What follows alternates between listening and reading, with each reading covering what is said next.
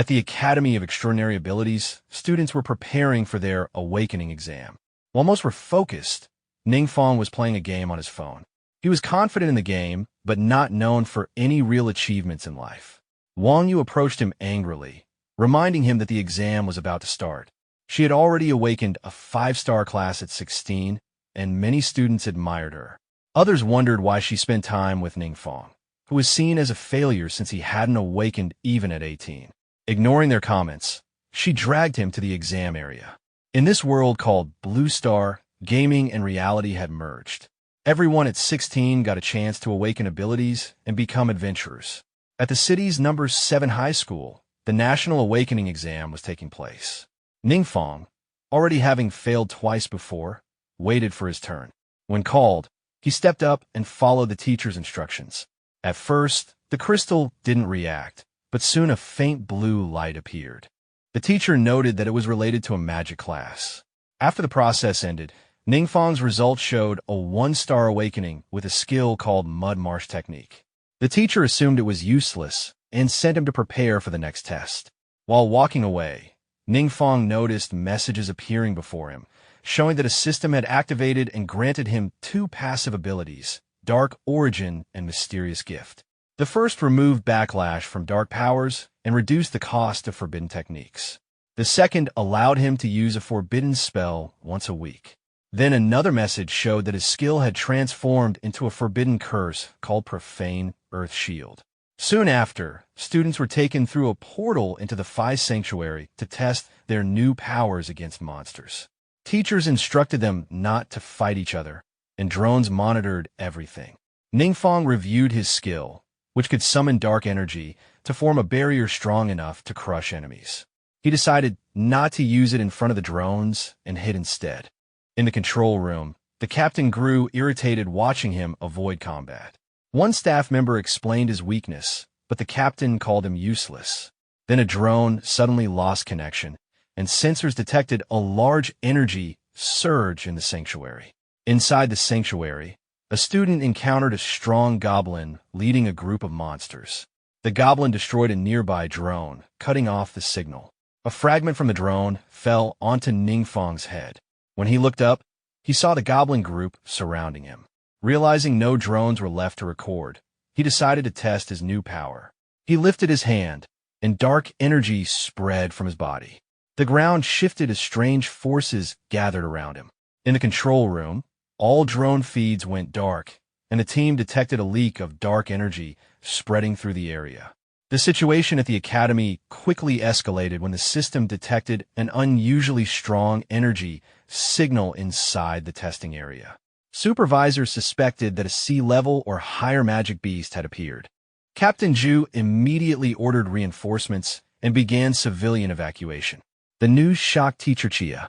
A sea-level beast had enough power to destroy a city, and its appearance during an exam was unthinkable. Inside the sanctuary, the goblin leader was frozen in fear at what he saw. Ningfang's body was surrounded by dark energy, and the creatures he summoned tore through the goblins with ease. Looking at his hands, he realized that curse magic worked differently from normal skills. Within moments, nearly all the goblins were wiped out, leaving only the leader alive. The goblin tried to retreat, confused by how a human could possess such power, but his movement slowed before the dark energy engulfed him completely. He vanished, leaving behind a burst of experience points. A window appeared before Fong, showing that his class was officially mage. The battle boosted his level from 1 to 10 in a single fight. His stats showed 0 health, 8 strength, 8 agility, 20 spirit, and 12 resistance. He was pleased with the rapid progress. Normally, students only gained a level or 2 during the entire exam, but the elite monster gave him a huge advantage. After calming down, he realized the situation was strange. Regular monsters didn't give that much experience. Something must have gone wrong for an elite monster to appear in a training area. While he was thinking, several items dropped around him, the loot from the goblin. All of them were orange quality treasures. One item, a Vanguard badge, permanently increased agility by 10. Another, the Shadow Claw of the Slayer, required level 20 and added large boosts to strength, agility, and attack attributes. The equipment was far stronger than anything a beginner should own. Fong couldn't use all of it yet, but the thought of selling such valuable gear made him excited. His thoughts were interrupted by an urgent announcement from the supervisors, ordering all students to use teleport scrolls and evacuate immediately. When he looked around, he saw the battlefield left by his spell, craters, scorched ground, and destruction everywhere. Realizing how dangerous his dark magic appeared, he quickly activated his scroll and escaped before anyone could trace the cause. As students returned, staff instructed them to leave the campus immediately. The captain considered the situation, aware that even if every available reinforcement was called, they wouldn't be able to handle a king-level monster. Before he could act further, the dark energy signal suddenly vanished, leaving everyone confused. The authorities ordered the school to lock down and avoid spreading panic. Outside, Fong met Wang Yu, who mentioned that the teachers looked frightened and that the school was sealed off due to an unknown energy source. He began to suspect the event might be connected to his earlier fight.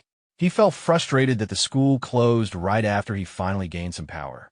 Wang Yu noticed his mood and tried to comfort him, suggesting that defensive magic like his would make him a good team member. She told him to join her squad starting the next day.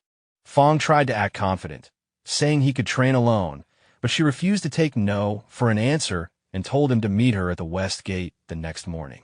After she left, Fong considered making excuses to skip, jokingly imagining pretending to be sick. But he quickly dropped the idea, knowing she'd just beat him up for lying. Thinking of a better plan, he decided to visit the Yuan Chun trading house. The large building sold equipment with special abilities, and he hoped to find something with mirror-type magic to disguise his powers as normal. He also planned to sell the monster loot. Inside the store, a clerk greeted him. He asked for any item containing a mirror spell, regardless of type. The clerk assumed he was a broke, newly awakened student and told a trainee to help him instead. The trainee, polite and cheerful, guided him through several options. He tested a few items, including a heavy hammer he couldn't lift and a ring that seemed suitable. He chose the ring and thanked the trainee for her help. Before leaving, he asked if he could sell some monster drop items. The trainee confirmed it was possible and took him to the valuation counter. The shop owner inspected the orange-grade claw Fong had obtained earlier. He was impressed by its attributes, noting that it was designed for speed, didn't require a high level, and included 3 gem slots for custom enhancements, a rare find for someone at Fong's level. Wang says it's a good item and believes several clients in his guild would be interested. He asks if Fong has any specific price expectations. Fong just simply says the higher the better. The expert asks Fong to sit down, saying he'll make some calls to potential buyers and asks Miss Yang to take care of him. He then calls some rich dude named Mr. Jan and tells him about the equipment. While our boy was chilling, sipping tea in the waiting room, the expert returns telling him the equipment has been sold and the buyer is willing to pay 50,000 crystals. After taking out the 8% transaction fee, he'd get 46,000 crystals. This leaves Fong and Yang speechless. They both stand up, still shocked by the news. Wang says they can finish the paperwork right there, and once everything's set, the crystal transfer will be quick. He asks for it to be done fast and requests to see some more equipment while the final preparations are made. In another section, the staff are talking and some girl asks the girl who dismissed Fong if she doesn't like handsome men and why she ignored him. She says she likes handsome men with money and power, and that guy didn't even deserve to be in the same place as her. Some time passes, and from far away, the staff noticed Fong returning. They ask if he was the client she didn't want to help. The one with tied-up hair says she heard the young man sold a piece of equipment for 50,000 crystals. The black-haired one is shocked, saying that amount equals 3 months of her salary. She starts regretting it, wondering why she wasn't the one to help him. Outside, Miss Yang tells Fong that next time he comes, he should just find her directly. And with a smile, she introduces herself, saying her name is Yang Xin. The next day, Fong heads to his meet-up with Wang Yu, feeling a bit more confident after discovering the spells on his gear don't trigger the system. When he arrives, Yu's already there along with her whole damn guild. She introduces him around, but the mage and shield warrior are eyeing him hard. Confused by those stares, he wonders if he might owe them money or something. Then Shirao Chong strolls in and casually asks you if she's about to hit her second transformation. Fong learns that every 30 levels you transcend, meaning you probably sitting near level 60. Chong, trying way too hard to impress, whips out an advanced agility potion, something insanely rare and worth more than most people's lives. Turns out his daddy had to call in favors and burn through piles of cash just to get it. You, however, immediately declines, telling him to take it back. She doesn't need it, and they've got bigger priorities. Chong looks stunned, pressing her about university admissions. Instead of listening, he suddenly turns his sights on Fong, and he asks her why she's wasting time with trash. That's when Yu's entire vibe shifts. She looks at him and tells him to watch his mouth. But that idiot just can't take a hint as he continues to disrespect our boy. Giza tries to calm that idiot down, saying that they need to leave. But this bastard doesn't listen, saying that Fong barely has enough money to buy a bottle of basic potion. Fong mocks Shirao Chong, saying it's just a potion that adds 3 measly attributes, so he should stop showing off. This pisses off Shirao Chong, and he asks how Fong dares to speak to him like that. A shield warrior jumps into the conversation, saying Shirao Chong was talking too loudly and asks if by any chance Fong has something more powerful. Chong starts smiling as he says, if Fong proves he is such an item, Shirao Chong will immediately kneel. However, if he can't prove it, Fong will kneel and smash his head on the ground. At that moment, Fong takes out his item, telling Shirao Chong to get ready. He asks Wang Yu to take it since it was meant to be her gift. Surprised, she asks because the Pioneer's emblem an item that permanently increases attributes. She's never seen anything like it, leaving everyone there amazed and wondering how there could be an item that permanently boosts attributes by more than 10. They think it must be fake. Fong simply says whether it's fake or not, she should try it out and find out. Looking at the item, she hesitates, unsure whether to take it or not. But he reassures her, telling her not to worry because he found the item at his house and it was meant to be hers. He shouts for her to use it quickly since everyone there is dying to see what happens. She uses the item and says her attributes have indeed increased. Meanwhile, the shield warrior and Shirao Chong can't believe their eyes this bro kid just pulled out gear worth more than their monthly allowance. Chong suggests Fong probably stole it because there's no way a loser like him could afford something that expensive. Fong says he better keep his promise. Immediately, Shia Chong refuses, but Wanu asks if he isn't a man and if he's going to back down like a coward. He looks around, hoping for someone to help him, but everyone is giving him dirty looks that say, "You made the bet. Now pay up." He then begins to kneel. Fong tells Wang Yu it's time to leave on the way. She tries to apologize, but Fong interrupts her, asking her to stop because their relationship doesn't need that kind of thing. He says she really doesn't need to come with him. He would prefer that she focus on her second transformation and get into the best university, because with her by his side, he can't train efficiently. Plus, he's got some dark magic secrets to hide. Worried about Fong, she asks him not to get discouraged and hand him a book, saying it's for him. Not quite understanding what it is, he asks if a skill book. She says it is, and when he reaches the right level, he should learn those skills. Fong asks if all of them are purple quality, and, judging by their look, they're all expensive as hell. The story then moved to the Cursed Dungeon, where Fong was once again proving his talent for being the least helpful adventurer in the group. He fought zombies half-heartedly, thinking the monsters didn't give much experience since he was already level 10, though he couldn't exactly admit that to anyone. Meanwhile, Wang Yu received a call from the pink-haired girl in her party. They'd just received intel that a fallen Necromancer was about to appear, a rare event that could drop valuable items for mages. The girl asked if Wang Yu would join the raid. Shirao Chong, standing nearby, urged her to come too, saying they'd need her help to defeat the boss and emphasizing how important the loot could be. Wang Yu tried to keep her voice low so Fong wouldn't overhear, but he already noticed the conversation. After thinking for a moment, she looked at Fong. He told her to go ahead, reassuring her that he'd be fine. They were in the same dungeon anyway, and she could continue helping him later. She hesitated, but eventually agreed, telling him to wait for her in a safe area. Fong smiled, nodded, and watched as she hurried off to join her teammates. The moment she was gone, Fong's grin widened. Finally alone, he could move freely. He had learned 2 new skills, and knew his mysterious passive ability allowed him to use forbidden spells once a week for free. With his current level, he only had 3 skill slots, but it was enough. Elsewhere in the dungeon, another adventurer group fought through a cluster of monsters. One of them reminded the others to clear the way carefully, since the area's difficulty was high and the creatures here were dangerous. As they advanced, a burst of fire roared past them, startling everyone. The priest wondered if another team was ahead, and the tank confirmed it was impossible until they realized who it was. Wang Yu and Shi Aochong from the Lion Guild had arrived. Even on a national level, they were considered elite talents. On the battlefield, Shi Aochong loudly claimed the boss for himself, telling others not to compete. One of his teammates asked if Wang Yu noticed she had gotten stronger, and she agreed, mentioning her agility had increased by 10 points. At the same time, in the dungeon's main tower, a swirling portal opened. Fong stepped out, realizing that his teleportation spell didn't just block magic, but also allowed travel across space. A dense dark aura filled the area as the fallen Necromancer appeared from the shadows.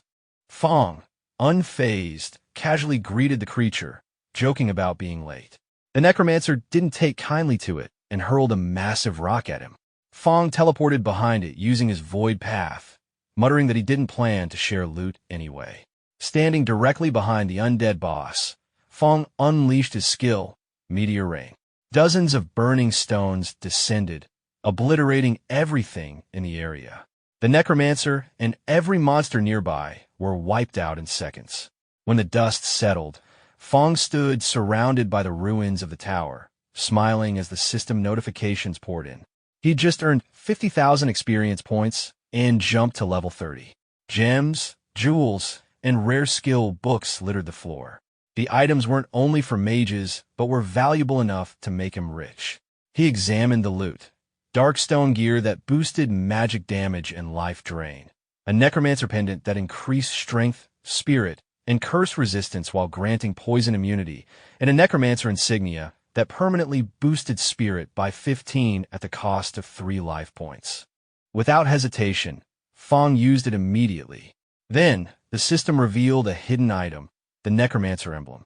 With it, he could unlock special professions like Necromancer, Sorcerer, or All-Elemental Mage. Without hesitation, he picked the All-Elemental Mage, calling it the true choice for a man. His uncontrolled excitement caused his dark energy to flare, disturbing the entire dungeon and creating chaos for Wang Yu's team. Shi Aochong got furious, but Wang Yu ordered him to stay quiet and focus on survival. She quickly messaged Fong, telling him to get out of there, but by then, he was already gone, heading for the transformation hall. Inside the hall, he found it quiet. A woman at the counter greeted him, asking if he was there for a transformation task. When he confirmed, she took his details, silently judging him for becoming a mage only at 18. She directed him toward the mage sector and told him to call her if he needed assistance. As Fong thanked her and left, Captain Zhu arrived, his face grim. The woman asked what had happened, and he reported that the sinister cemetery dungeon had been destroyed. The energy level there might exceed even a king-tier threat. She was shocked, asking if this was the second king-level incident in 2 days. Zhu confirmed it and said that higher authorities had ordered the solitary shadow to take action. Meanwhile, Fong entered the transformation chamber. The system presented him with 2 options. The first was the Necromancer's transformation mission, to obtain the Blood King's robe from the Phantom Realm's Labyrinth of Illusions, a Class A difficulty quest with a 3-day deadline. The second was the God of Universal Magic's transformation mission, to retrieve the sacred emblem from the Temple of the Resplendent Sun in the same realm, but at an S-rank difficulty. After reviewing both, Fong realized the All-Elemental Mage was just a preliminary class, but he still chose it without hesitation. Once he confirmed his selection, he prepared to head out again. As Fong left the building, he realized that his new transformation task was an S-rank mission, something rare but fitting for a hidden class. He said goodbye to the receptionist, but noticed that the woman now behind the counter wasn't the same one who had helped him earlier. Meanwhile, back inside the cursed dungeon, investigators were studying the traces of dark energy left behind. One of them, intrigued, remarked that it was the first time he had seen someone from the solitary shadow, pointing out that the uniform looked different from what he had heard about. Captain Joe immediately told him to stay quiet, reminding him that the organization's existence was classified. He went on to explain that solitary shadow members were special operatives who wielded dark energy, allowing them to take on high-risk missions that ordinary adventurers couldn't handle. Jing, the woman who had assisted Fong earlier, was also part of the team investigating the site. As she observed the remaining energy, she began to feel uneasy, realizing the darkness was still strong enough to affect her despite having mostly faded. When the others reported that there were no clues about the source, she confirmed that whoever caused the destruction had already disappeared, making it impossible to track their purpose or identity.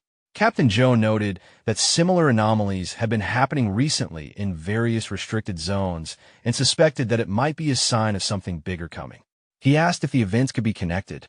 Jing said it was possible and decided to contact her superiors to request reinforcements. Joe mentioned that the higher-ups had already planned to send the lone hurricane from Solitary Shadow, one of their strongest agents. A man with glasses cautiously asked if the damage could have been caused by a monster or worse, by a mutant human. Jing looked at him sharply and asked if he was implying she was the same kind of creature. He quickly apologized, saying that wasn't his intention. Jing then explained that the dark power present in the dungeon had exceeded even king-level threat readings, something no human body could normally withstand. The man asked if a monster that powerful could be hiding somewhere in the city, capable of causing another catastrophe. Jing didn't sugarcoat her response. She simply said it was possible, and that's why finding the source was their top priority. Meanwhile, the one responsible for all that chaos was casually relaxing in his room, watching the city from his window. Fong commented to himself that the darkness felt oddly comforting. With his level now at 30 and 4 additional skill slots unlocked, he decided to use the 2 books Wang Yu had given him. The system automatically detected a compatibility between the Arcane Shield and Foul Earth Shell and fused them into a new passive skill, Foul Earth Defense. This ability would automatically activate when he was attacked, absorbing all incoming damage. A moment later, another fusion triggered between Foul Earth Shell and Meteor Rain, granting him Elemental Earth Mastery, which boosted all his Earth-based attacks by 20%. Seeing that he still had 4 empty slots, Fong decided to buy more skill books at the Yuan Chung Trading House. The next morning, he headed to the market and ran into the same receptionist from before. She greeted him with a fake smile, saying that Miss Yang Xin was busy, so she would assist him instead. Fong politely declined, saying he preferred to browse alone. Offended, she accused him of rejecting her out of pride and tried to chase him down to prove her charm. Before things escalated, Xin appeared, slightly out of breath from running. She explained she had rushed over after hearing he was there. Fong apologized for the trouble and offered to take her out for dinner to make it up to her. Later that day, Fong met with Wang in his office, placing 2 books on the table and asking to purchase new mage skills. Wang approved and told Xin to assist him with the process. Watching the interaction, Wang found Fong increasingly interesting. The last time they met, Fong had walked away with an orange-grade weapon, and now he was buying rare purple skill books, far beyond what most students could afford. Wang decided that this boy was worth keeping an eye on. That night, Fong and Xin went out to eat. When the bill arrived, Fong tried to pay, but Xin had already handled it. Though he felt awkward for not keeping his promise, she smiled and told him she had her own reasons for inviting him out. She called it a secret before leaving in a taxi. In the cab, when the driver asked for her destination, she said Municipal Hospital No. 2. She thought about her sick father and felt relieved that she could finally pay his medical bills thanks to Fong's help. But the moment was short-lived. The driver suddenly slammed into something. Before she could react, a claw pierced through the driver's chest. A portal opened above them, spilling monsters onto the street. Xin leapt from the car, hitting the ground hard. When she looked up, she couldn't believe what she was seeing, monsters inside a designated safe zone. She froze when she sensed something breathing behind her. Turning slowly, she saw another figure step out from the portal, radiating immense power and smiling with a calmness that made her stomach drop. Xin fired a quick spell out of instinct. The attack exploded, but instead of helping, it only made the creature angrier. Shin sighed, knowing she stood no chance. She was just a level 1 mage with a single star rating, hardly a match for the monster charging straight at her. Just when she thought it was over, Captain Joe appeared out of nowhere, cutting the creature's head clean off. He quickly checked if she could move and told her to get somewhere safe. Surveying the scene, Joe noticed the decay spreading rapidly through the area. He muttered that the secret realm was leaking into reality, something that could instantly wipe out low-ranked fighters like her. His mind flashed back to the warning from the man with glasses about a hidden monster capable of destroying everything.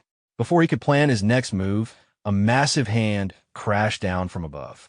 Joe dodged and looked up to see a strange, humanoid figure standing in front of him. The figure introduced itself as the guardian of the power of darkness. Joe had never heard of such a thing, and honestly, survival was his only concern. He swung his sword, but the guardian's counterpunch sent him flying across the field. The creature laughed, saying the corrupted land gave him strength. He struck Joe again, leaving him bruised and bleeding. Then, a harsh voice echoed from Joe's amulet, calling him weak and vain. He panicked and apologized out loud as a rift opened above him. From it emerged a monstrous being resembling a warped version of a hollow, declaring that Joe should kneel and offer the entire city as a sacrifice to its dominion. At that moment, Fong arrived, completely unaware of the chaos, looking confused as if he'd just walked out of a quiet room. When a monster lunged at him, he casually used his Earth Spike skill, taking it down instantly. He couldn't help but comment to himself that his new purple-grade weapon had been worth every coin. The Guardian turned toward him, calling Fong the last pest he needed to eliminate.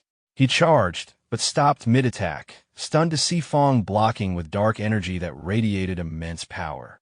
The larger entity hovering above became curious, fixated on the dark aura surrounding Fong, an aura that seemed stronger than death itself. Fong's expression hardened. He released another surge of energy, shattering the Guardian's arm in a single blow. The Guardian panicked, begging for help from the entity above. But his plea was ignored. The creature simply told him to handle his own mess before dissolving back into the portal, pulling the rest of the monsters with it. The Guardian collapsed, muttering that his power was fading. Fong walked over with a smirk, realizing this one was a Shadow-class mutant, strong at first, but mentally unstable once their shield vanished. He didn't hesitate. A single Earth Spike finished the job. Muttering about how annoying shadow mutants were, he began collecting the loot scattered around before anyone else could show up. Elsewhere in the city, Jing and her team were handling cleanup operations. Her assistant reported that the monsters had vanished and the distortions were gone. Still, Jing couldn't shake her suspicion. The way these distortions appeared and disappeared made no sense. She wondered what the true motive behind them was. Most of the city had been spared, but the southern sector, where Joe's team had fought, was heavily damaged. Jing went to investigate. There, she found a man named Duan examining the Guardian's corpse. He noted that someone had already stripped it clean of valuables. When Jing arrived, she demanded to know who he was. Duan calmly showed his identification, revealing that he was from the Cloud Realm, a secretive organization of elite fighters. Jing questioned why someone from such a hidden group was operating openly. Duan explained that the dead Guardian had once been one of their members, but he betrayed them and helped monsters invade through dimensional distortions, leading to countless deaths. Jing asked if his death meant the crisis was over, but Duan shook his head. The truth was, no one knew who had killed him. He added that this enemy was notorious for escaping even when he tried to hunt it down. What shocked him most was that the Guardian had been taken out, something not even he or Captain Joe, both around level 90, had managed to do. That meant someone far more powerful might be hiding in their city. Back at Fong's place, he was going through the loot he'd picked up. He had scored 2 orange-grade armor pieces, the Eternal Radiance chest and pants, both requiring level 120 to equip. He found it odd that the Guardian wasn't using them, probably because he wasn't strong enough. Fong thought that if the Guardian had been able to use that equipment, he would have needed forbidden magic to win. Among the loot was a pendant with no visible quality or stats. Fong turned it in his hand, wondering if it might contain some hidden power or ancient spirit. Unbeknownst to him, The distortion entity was watching him through that very pendant. Far away, the entity was in a panic. It recalled the encounter, trembling at how close it had come to being noticed. The thought that Fong might have sensed its presence terrified it. In a rush of fear, it severed all connections to the pendant. The next day at the hospital, Captain Joe was recovering and briefing Jing about what had happened. He told her about a mysterious young fighter who had shown up and saved everyone. Apparently, as soon as the monsters saw him, they retreated through the distortion portal in fear. Jing wondered if this person could be stronger than her, though she couldn't understand why he hadn't finished off the entity.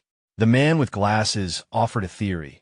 Maybe the mysterious savior was also a mutant, given the traces of dark energy left at the scene. Zhou dismissed the idea immediately, saying it was nonsense. But Jing couldn't stop thinking about it. What if he was right? Meanwhile, Fong had gone to the guards to begin his next step, the job change quest. Entering the Temple of Radiance, he looked around, unsure if he was even in the right place. Hidden nearby, Duan was secretly observing him. Earlier that day, Duan had gone to the trade market asking about 4-star armor sets. Wang had just received a call from someone selling a matching chest and pants, the same items Fong had found.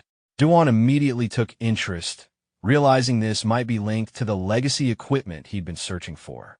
He offered to pay for details, making Wang nervous.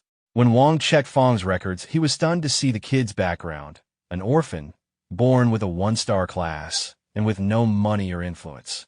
That revelation left Wang uneasy. How could a broke 1-star nobody be walking around with 4-star armor and purple skills? Something about Fong wasn't adding up. At the guild's reception, the staff couldn't stop imagining Duan pounding Fong into the ground. A 4-star fighter like Duan could crush anyone in their province, so the idea of him meeting Fong felt like watching a one-sided massacre in her head. Meanwhile, back in reality, Duan was still observing Fong from a distance. He couldn't understand how this kid managed to repel a distortion invasion when even master-level fighters had been wiped out by it. In his mind, there were only 2 explanations. Either Fong had stolen his master's gear, or someone immensely powerful was backing him. Fong eventually reached the Temple of Radiance, while Duan continued his silent investigation. He thought he could estimate Fong's strength by seeing what kind of gear he changed into. But instead of putting on some fancy armor or divine relics, Fong just threw on plain student clothes. Duan frowned, wondering if it was a disguise meant to blend in. To be sure, he used a psychic skill that let him mark Fong without being noticed, allowing him to track his movements mentally. Inside the temple, things escalated fast. A monster suddenly appeared and fired an energy blast at Fong. He didn't even bother taking his hands out of his pockets. He just stood there as the attack stopped mid-air, as if something invisible blocked it for him. Duan was shocked, tried to figure out what kind of ability could do that automatically. Then, even stranger things happened.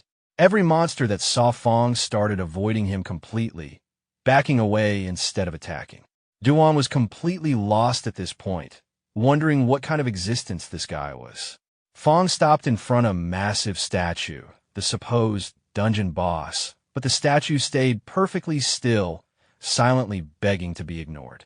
It was practically thinking, "I'm just a statue, walk past me." Fong took one glance at it, muttered that this probably wasn't the mission guide, and kept walking. Duan watched, still baffled, when suddenly the real boss appeared, a 6-winged angel that took one look at Fong and immediately flew off. No fight, no hesitation, just full retreat. Fong stood there confused, while Duan's brain tried to make sense of what he had just witnessed. The system then confirmed that this was an S-level, first-class change mission. Fong stared at the notification, complaining that no beginner could handle an S-level quest. Meanwhile, the fleeing boss was panicking mid-air, thinking that even in its own domain, it couldn't stand against whatever Fong was. As thunderclouds gathered, Fong decided to stop wasting time. He lifted his hand, summoned a massive eye in the sky, and unleashed a lightning storm that obliterated the 6-winged angel instantly. The sheer force of the attack didn't just kill the boss, it wrecked half the temple in the process. Duan was frozen, speechless. He had never seen destructive magic like that before. In his mind, he compared Fong's power to his late master's and realized this kid was even stronger. He started wondering if Fong might be one of the 8 legendary warriors. Fong, however, was more annoyed than impressed. He realized that since he hadn't completed his first transformation yet, none of this experience was going to count. Still, he'd earned something valuable, the sacred emblem, a legendary item that permanently doubled spirit attributes and recovery rates. He pulled out a teleport scroll to head back, but before he could use it, Duan ran over, calling for him to wait.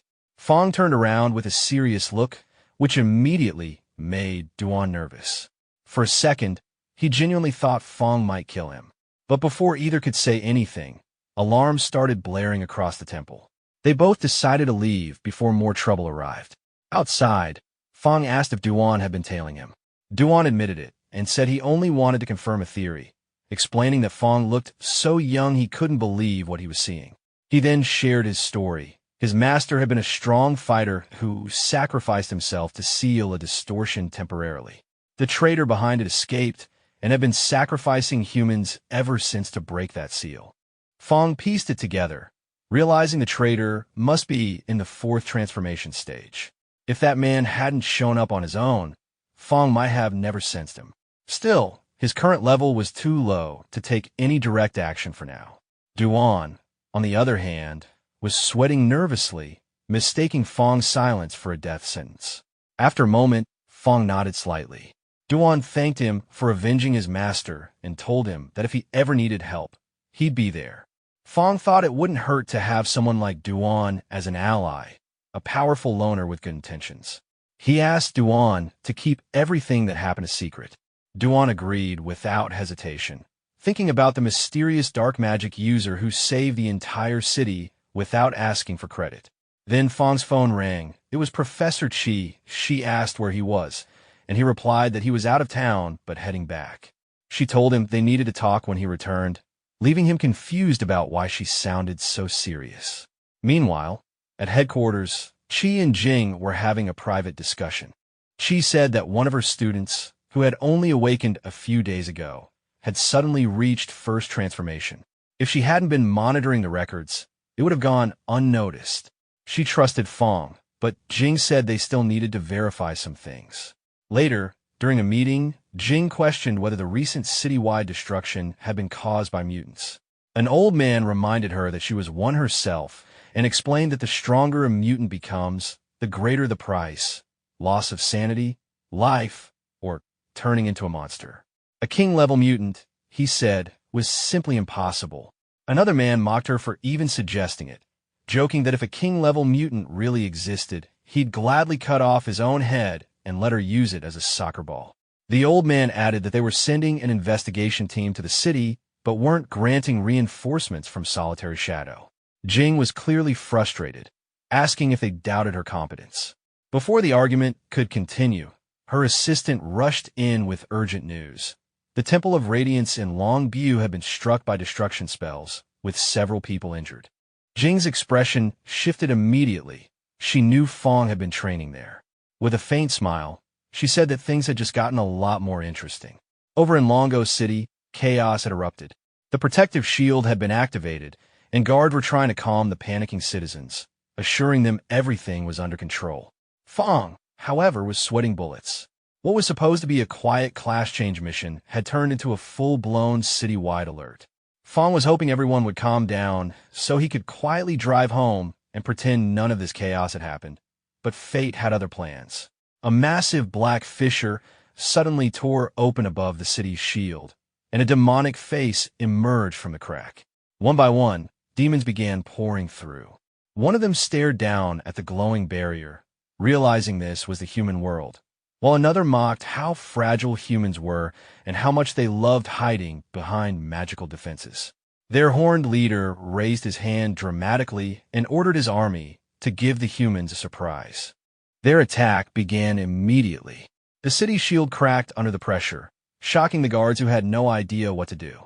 Everyone could only watch as the expensive magical defense system turned into little more than decoration. Panic swept through the streets as civilians began trampling one another in fear. Duan was the first to move, recognizing the scale of the invasion. He said this looked like another high-level kingdom attack. Fong, comparing it to the chaos from the previous night, asked what they should do. Duan found it odd. Someone as powerful as Fong shouldn't need instructions. He assumed Fong was testing him. Taking the hint, Duan told him to stand back while he handled things. Fong figured with so many civilians around, letting Duan take the lead wasn't a bad choice. The horned demon landed in the middle of the city, laughing like a villain. Soldiers tried shooting arrows, but they bounced harmlessly off his body. One brave fighter leapt onto his back, only to be sent flying with a single punch, so hard he might have landed in the next district. The demon mocked humanity's weakness while advancing toward a terrified child. Just as he was about to strike, Duan appeared, blocking the attack and saving the girl. The demon roared in fury at being interrupted, but Duan didn't flinch. He struck back, overwhelming the creature in close combat. His blows were so fast and heavy that the onlookers could barely keep up. When the demon finally exploded from the impact, everyone watching stood speechless. They assumed Duan must belong to a 5-star hidden class, because no ordinary fighter could move like that. When the dust cleared, Duan's level was revealed, 137, and a legendary martial artist. Fong observed calmly, realizing Duan was far more capable than he initially thought. With their leader gone, the remaining demons panicked and retreated into the rift. Soldiers yelled to counterattack, and Duan approached Fong again, asking if there was anything else to do. Fong gave him a thumbs up, complimenting his work. Those nearby, seeing Duan's respectful tone, started whispering that Fong must be someone important if a warrior like Duan treated him that way. Duan handed Fong the items that had dropped from a boss. They were of legendary quality. Even if Fong couldn't use them, selling them would easily earn him tens of thousands of crystals. Around them, people shouted offers to help, asking if they needed anything. Fong thought about how one of the agility skill books would be perfect for Wang Yu and made a mental note to sell the Black Shield later. A priest and a warrior stepped forward to thank them for saving the city. The man leading them introduced himself as Mudong Ming, the mayor of Longbo. He politely asked if they were from outside the city since they looked unfamiliar. Fong explained they had only come for some business and ended up caught in the invasion. The mayor, sweating under Fong's calm but intimidating gaze, panicked and started apologizing profusely, as if the attack had been his fault personally.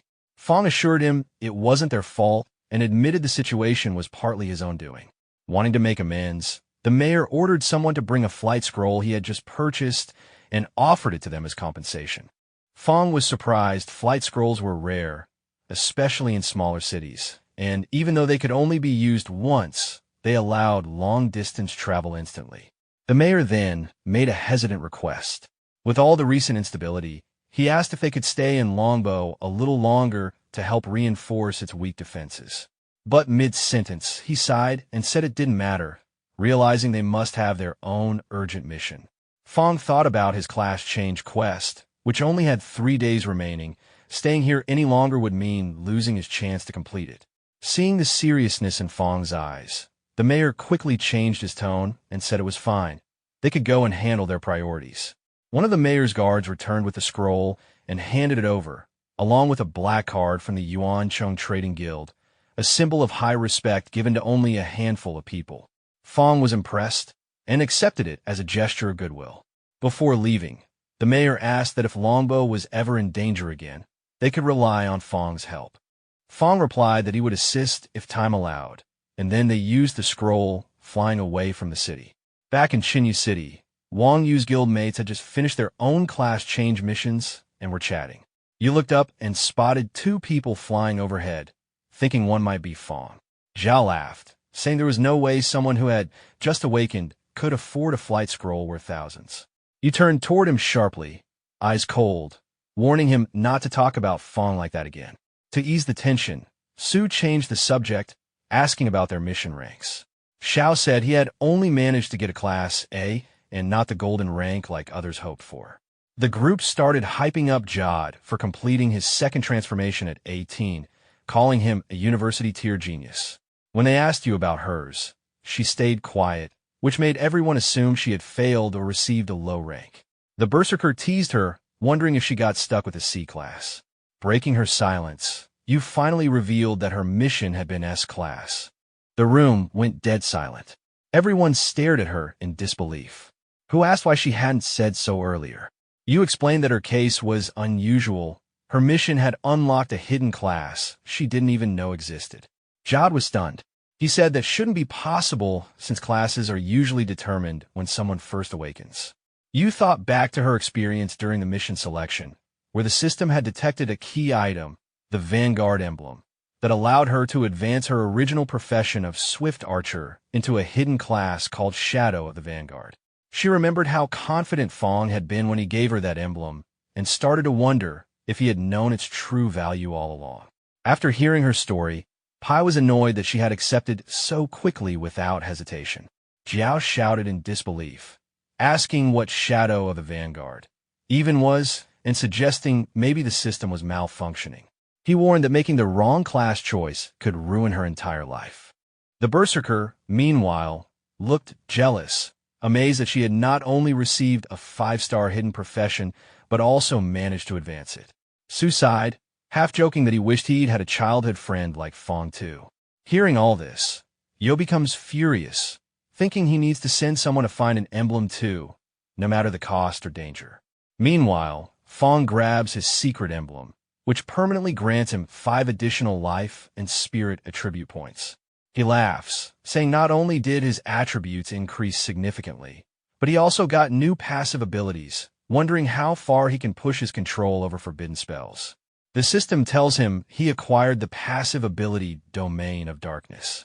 His control over Darkest Power greatly increased, letting him manipulate forbidden spells with precision.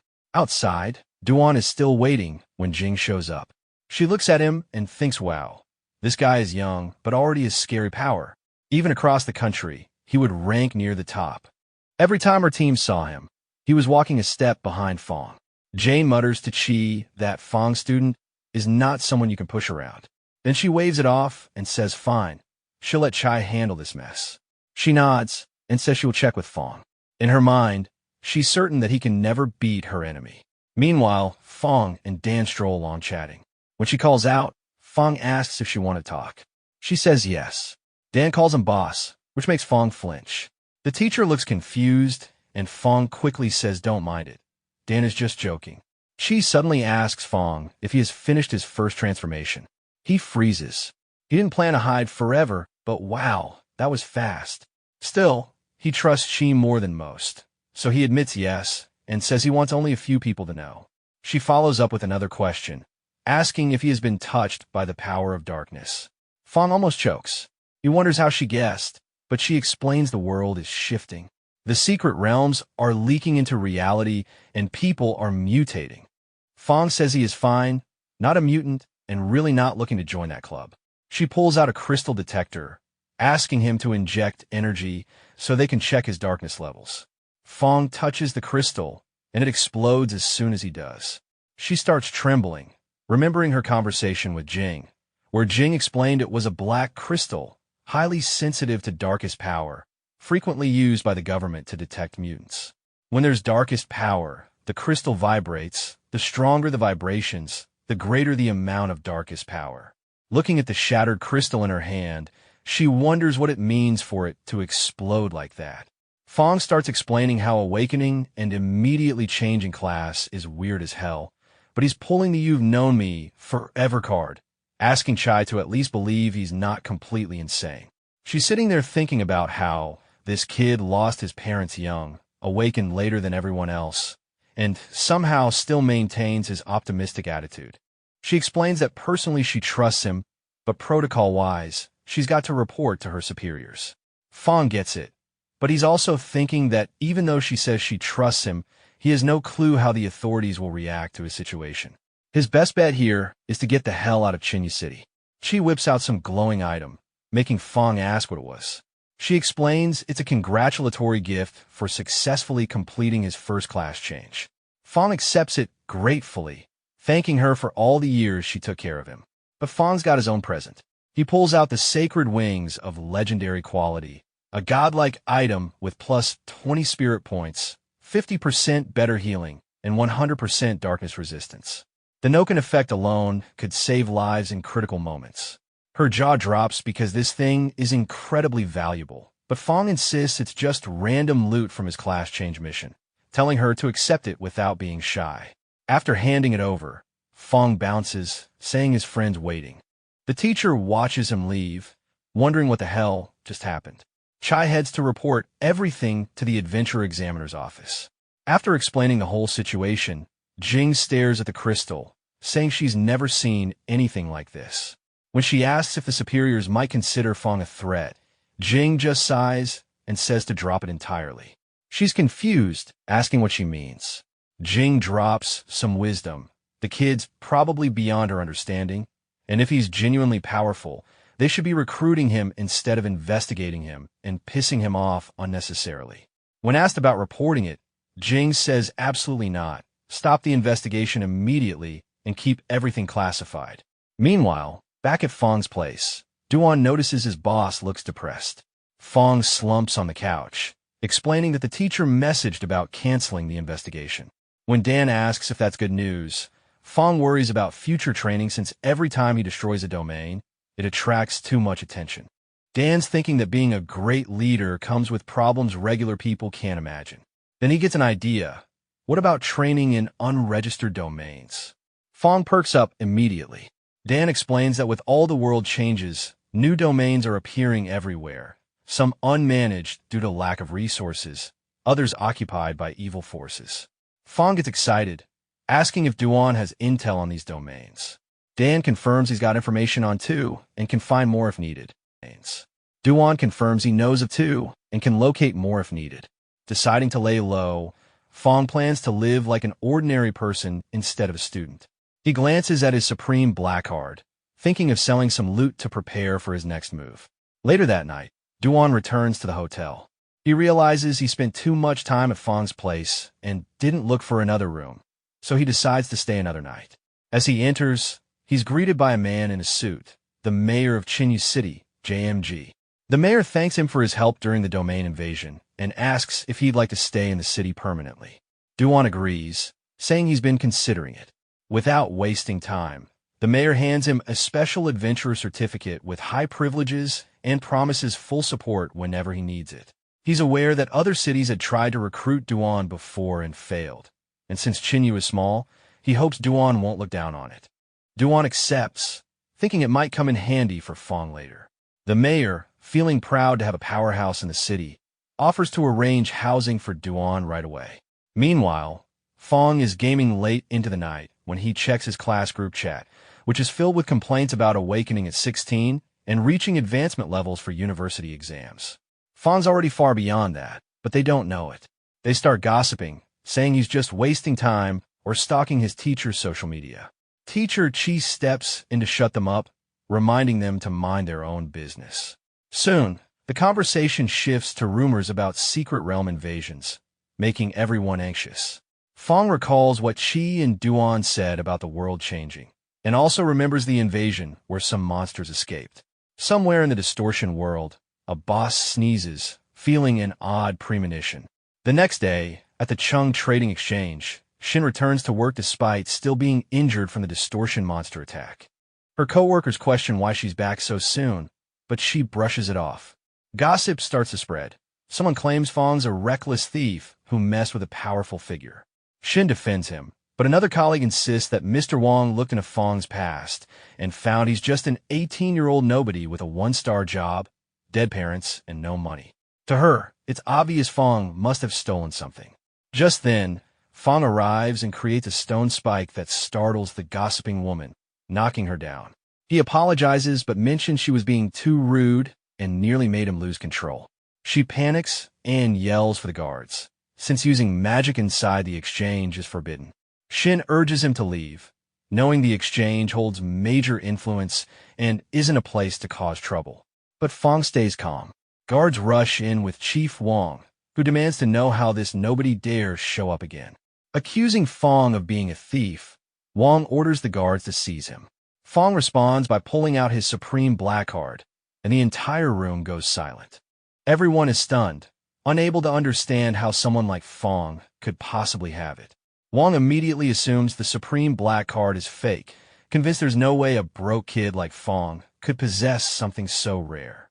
Fong simply puts the card away and tells them to go ahead and investigate it since they seem to be good at that. Wong decides to verify and makes a call while a curious crowd gathers outside the trading exchange. When he contacts the mayor's office, Doming picks up and asks if someone is investigating the card he personally gave to Fong. Realizing the situation, Wong starts sweating and stammers that it's a misunderstanding, especially since the mayor's father helped found the trading exchange. Doming gets furious, yelling through the call, demanding to know what misunderstanding he's talking about. He makes it clear that Fong is someone important and asks if Wong offended him. Panicking, Wong insists he didn't and promises to resolve everything immediately. The mayor, furious and suspicious that Wong really did offend Fong, slams his desk and says he's coming there himself. As the call ends, Wong's left trembling, wondering how Fong knows Doming and what kind of relationship they have. Then, in desperation, he decides to contact Duan, thinking if Duan shows up, his presence might calm the situation since even the mayor respects him. Meanwhile, Fong is calmly sitting in the waiting room with Shin. Suddenly, the doors swing open and both the mayor and Duan rush in together. Shin is shocked to see such high-ranking people personally arriving for Fong. Both men look furious, glaring at the gossiping woman who had started the whole mess. She freezes in terror, asking why they're staring at her like that. Turning around, she sees Wong looking utterly defeated. When she asks what happened, he can only mutter that it's all over. Doming looks at Fong and asks if he wants them to apologize, but Fong says there's no need, since any apology wouldn't be sincere and nothing they say could change what happened. Doming then points at Wong and the woman, ordering them to leave immediately.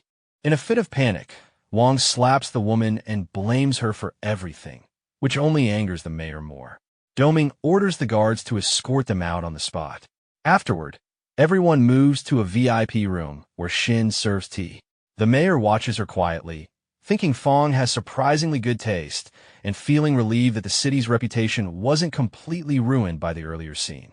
Shin's still in disbelief, watching Fong casually converse with the mayor and Duan as if they were old friends. Doming turns to her, acknowledging that she was treated unfairly and assuring her that the trading exchange will compensate her properly. She feels embarrassed but grateful for his words. Fong apologizes to the mayor for making him travel all the way there, but Doming waves it off, saying Fong's problems are also his. Without Fong's help, Longbo City might have been destroyed. Then, noticing Fong's earlier interest in the rare items, Doming asks if there's something specific he's looking for. Fong chuckles and asks if he's heard of something called the Relic of the End. Both Doming and Duan are taken aback, clearly intrigued. Fong plays it off casually, saying he only read about it online and thought it sounded interesting. A flashback shows Fong using a skill book gifted by his teacher, one typically used by mages to temporarily restore mana during battles. Upon learning it, the system notifies him that he's gained a passive ability called Darkness Convergence, which absorbs residual dark energy from something called the Relic of the End and converts it into his own energy. The name is new to him, and since the system doesn't provide details, he decides to think about it later, too tired to dig deeper at that moment. Returning to the present, Doming mentions that his last visit was rushed and invites them to Longbo City, promising to cover all expenses. He activates a flying scroll and takes off, leaving them watching as he soars away. Duan then invites Fong over for dinner. Fong is stunned by the sheer size of Duan's house and jokes about whether the mayor is the one paying for it. Duan explains that anyone above the 4th transformation level gets special treatment in Chinyu City and even offers Fong a chance to move there. Fong grins and says he'll earn money and buy his own house soon, so they can be neighbors. Duan offers to lend him money, but Fong politely refuses, thinking about the crystals he earned from selling his gear. He realizes that if he buys a house now, he'll have fewer resources for later, so he decides to wait for the right time. As they relax with tea, Duan gets a call from Chinyu City's mayor. An investigation team from higher authorities has arrived to look into the recent disasters, and they want to question him. Duan worries this might bring trouble for Fong, so he tells the mayor he's busy and can't meet them today. Fong, curious, asks about this investigation group since he's never heard of them before. Meanwhile, in another part of the city, a strange man comments on how weird everything feels lately and mentions rumors of a mysterious great boss. The scene shifts to a meeting room filled with officials trying to uncover who this mysterious figure is. Jing acts unaware, but one of the higher-ups grows suspicious, questioning the rumors that someone single-handedly saved the city. Jing explains that the secret area invasion abruptly stopped and all mutants were wiped out, which indeed sounds too perfect. The man, however, insists they can't just assume anything without a proper investigation. He mentions another incident involving 2 king-level attacks and demands a full report on what this mysterious person actually did. During the tense exchange, Chi grows nervous. She knows Jing used her power to erase all data connected to Fong to protect him, which means all responsibility for the missing information now falls on her. The mayor enters the meeting, announcing that he contacted Duan, but Duan refused to attend. This enrages the official, who slams his hands on the table, ranting about out-of-control adventurers who think they're above everyone because they lack guild supervision. After the meeting, the furious man heads straight for the secret area. Guards let him pass easily, saying they feel safer with him there, unaware they've just allowed a dangerous individual inside. Within the ruins, he examines the remaining traces of dark energy, fascinated by the sheer destruction. He marvels at the strength it must have taken to annihilate the place, saying that even the rumored mysterious boss would seem like an insect before such overwhelming power. Then, he raises his hand and summons a demonic entity from the darkness. Grinning wildly, he calls it a king-level being filled with immense energy and declares that he wants that power for himself. Back at Duan's home, Fong is playing his game when a system alert appears, notifying him that the relic of the end has been located. Surprised, he realizes something is connecting with him through a strange aura. By focusing, he senses its position and decides to check it out. Telling Duan he's heading out, he rushes to catch a taxi, tracking the signal toward the cemetery. As he approaches, he notices the energy shifting. Whatever it is, it's moving. At the cemetery, guards witness a demon emerging from a portal. Panicked, they radio for support, describing an unknown monster beyond their control. The creature fuses with the man from earlier, turning him into something even worse. The guards are paralyzed with fear, and the area is sealed off as a precaution. When Fong's taxi reaches the blockade, the driver refuses to go further, so Fong pays and continues on foot. Sensing the monster's presence retreating temporarily, he knows it's reacting to incoming reinforcements. Soon after, Jing arrives with Professor Chi and another ally, charging toward the disturbance. But the moment they see the scene, they freeze in shock. By the time the fight ends, Jing lies gravely injured in Chi's arms while Chi desperately tries to heal her. Jing can barely speak, her condition critical.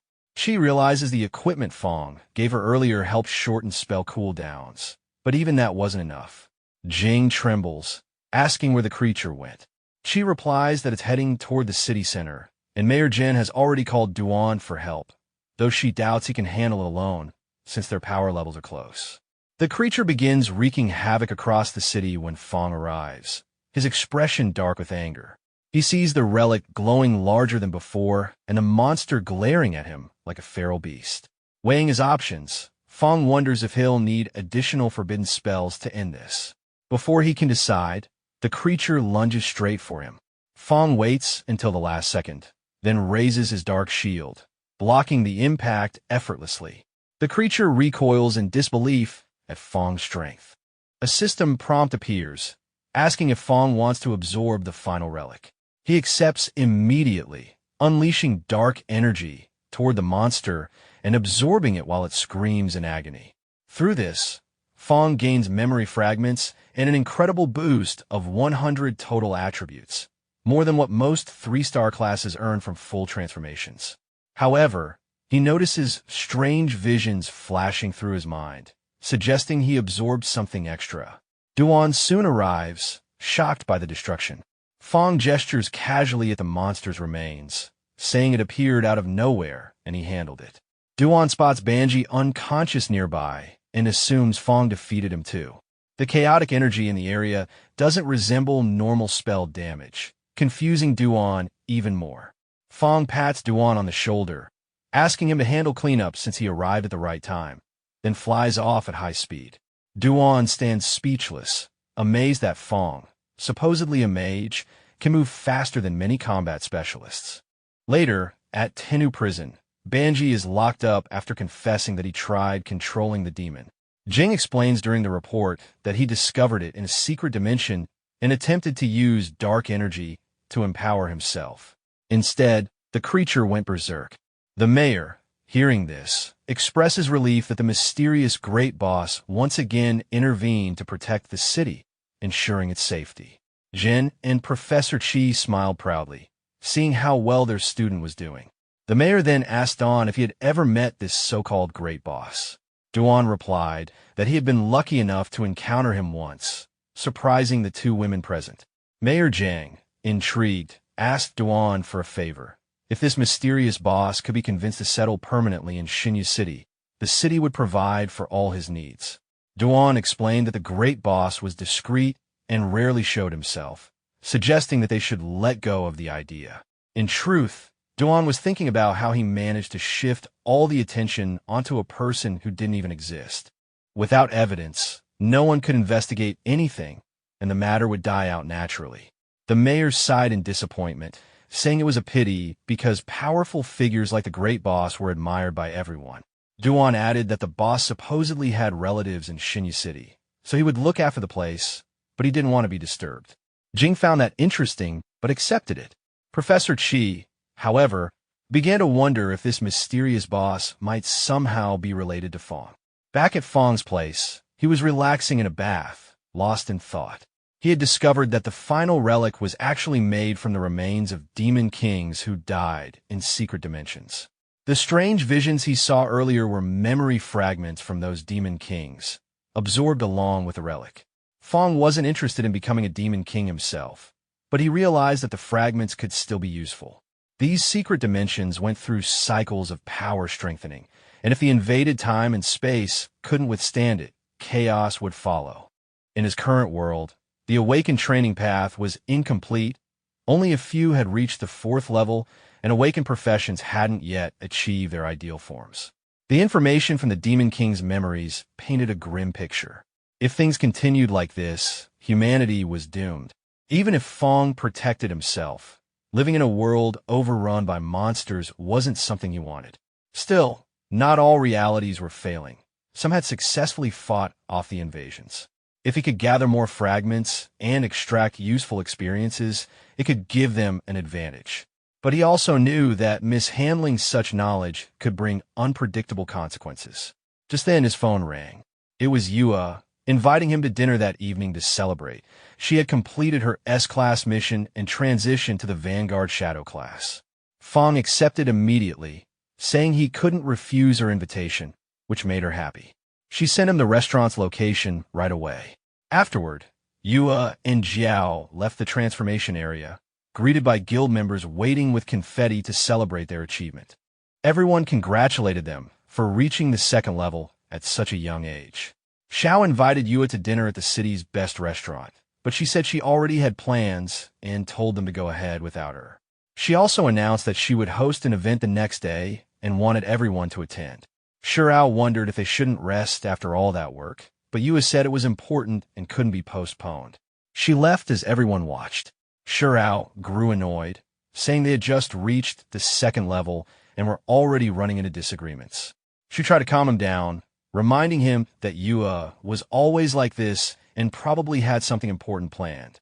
Shirao questioned whether everyone was getting tired of chasing after her, surprising the others. Jiao explained that now that Yua had completed her S-Class transition and awakened a hidden class, the gap between her and everyone else would only grow wider. As they watched her walk away, Jiao admitted he feared she might one day leave the guild entirely. Later that night, Fong met Yua at the restaurant for the celebration dinner.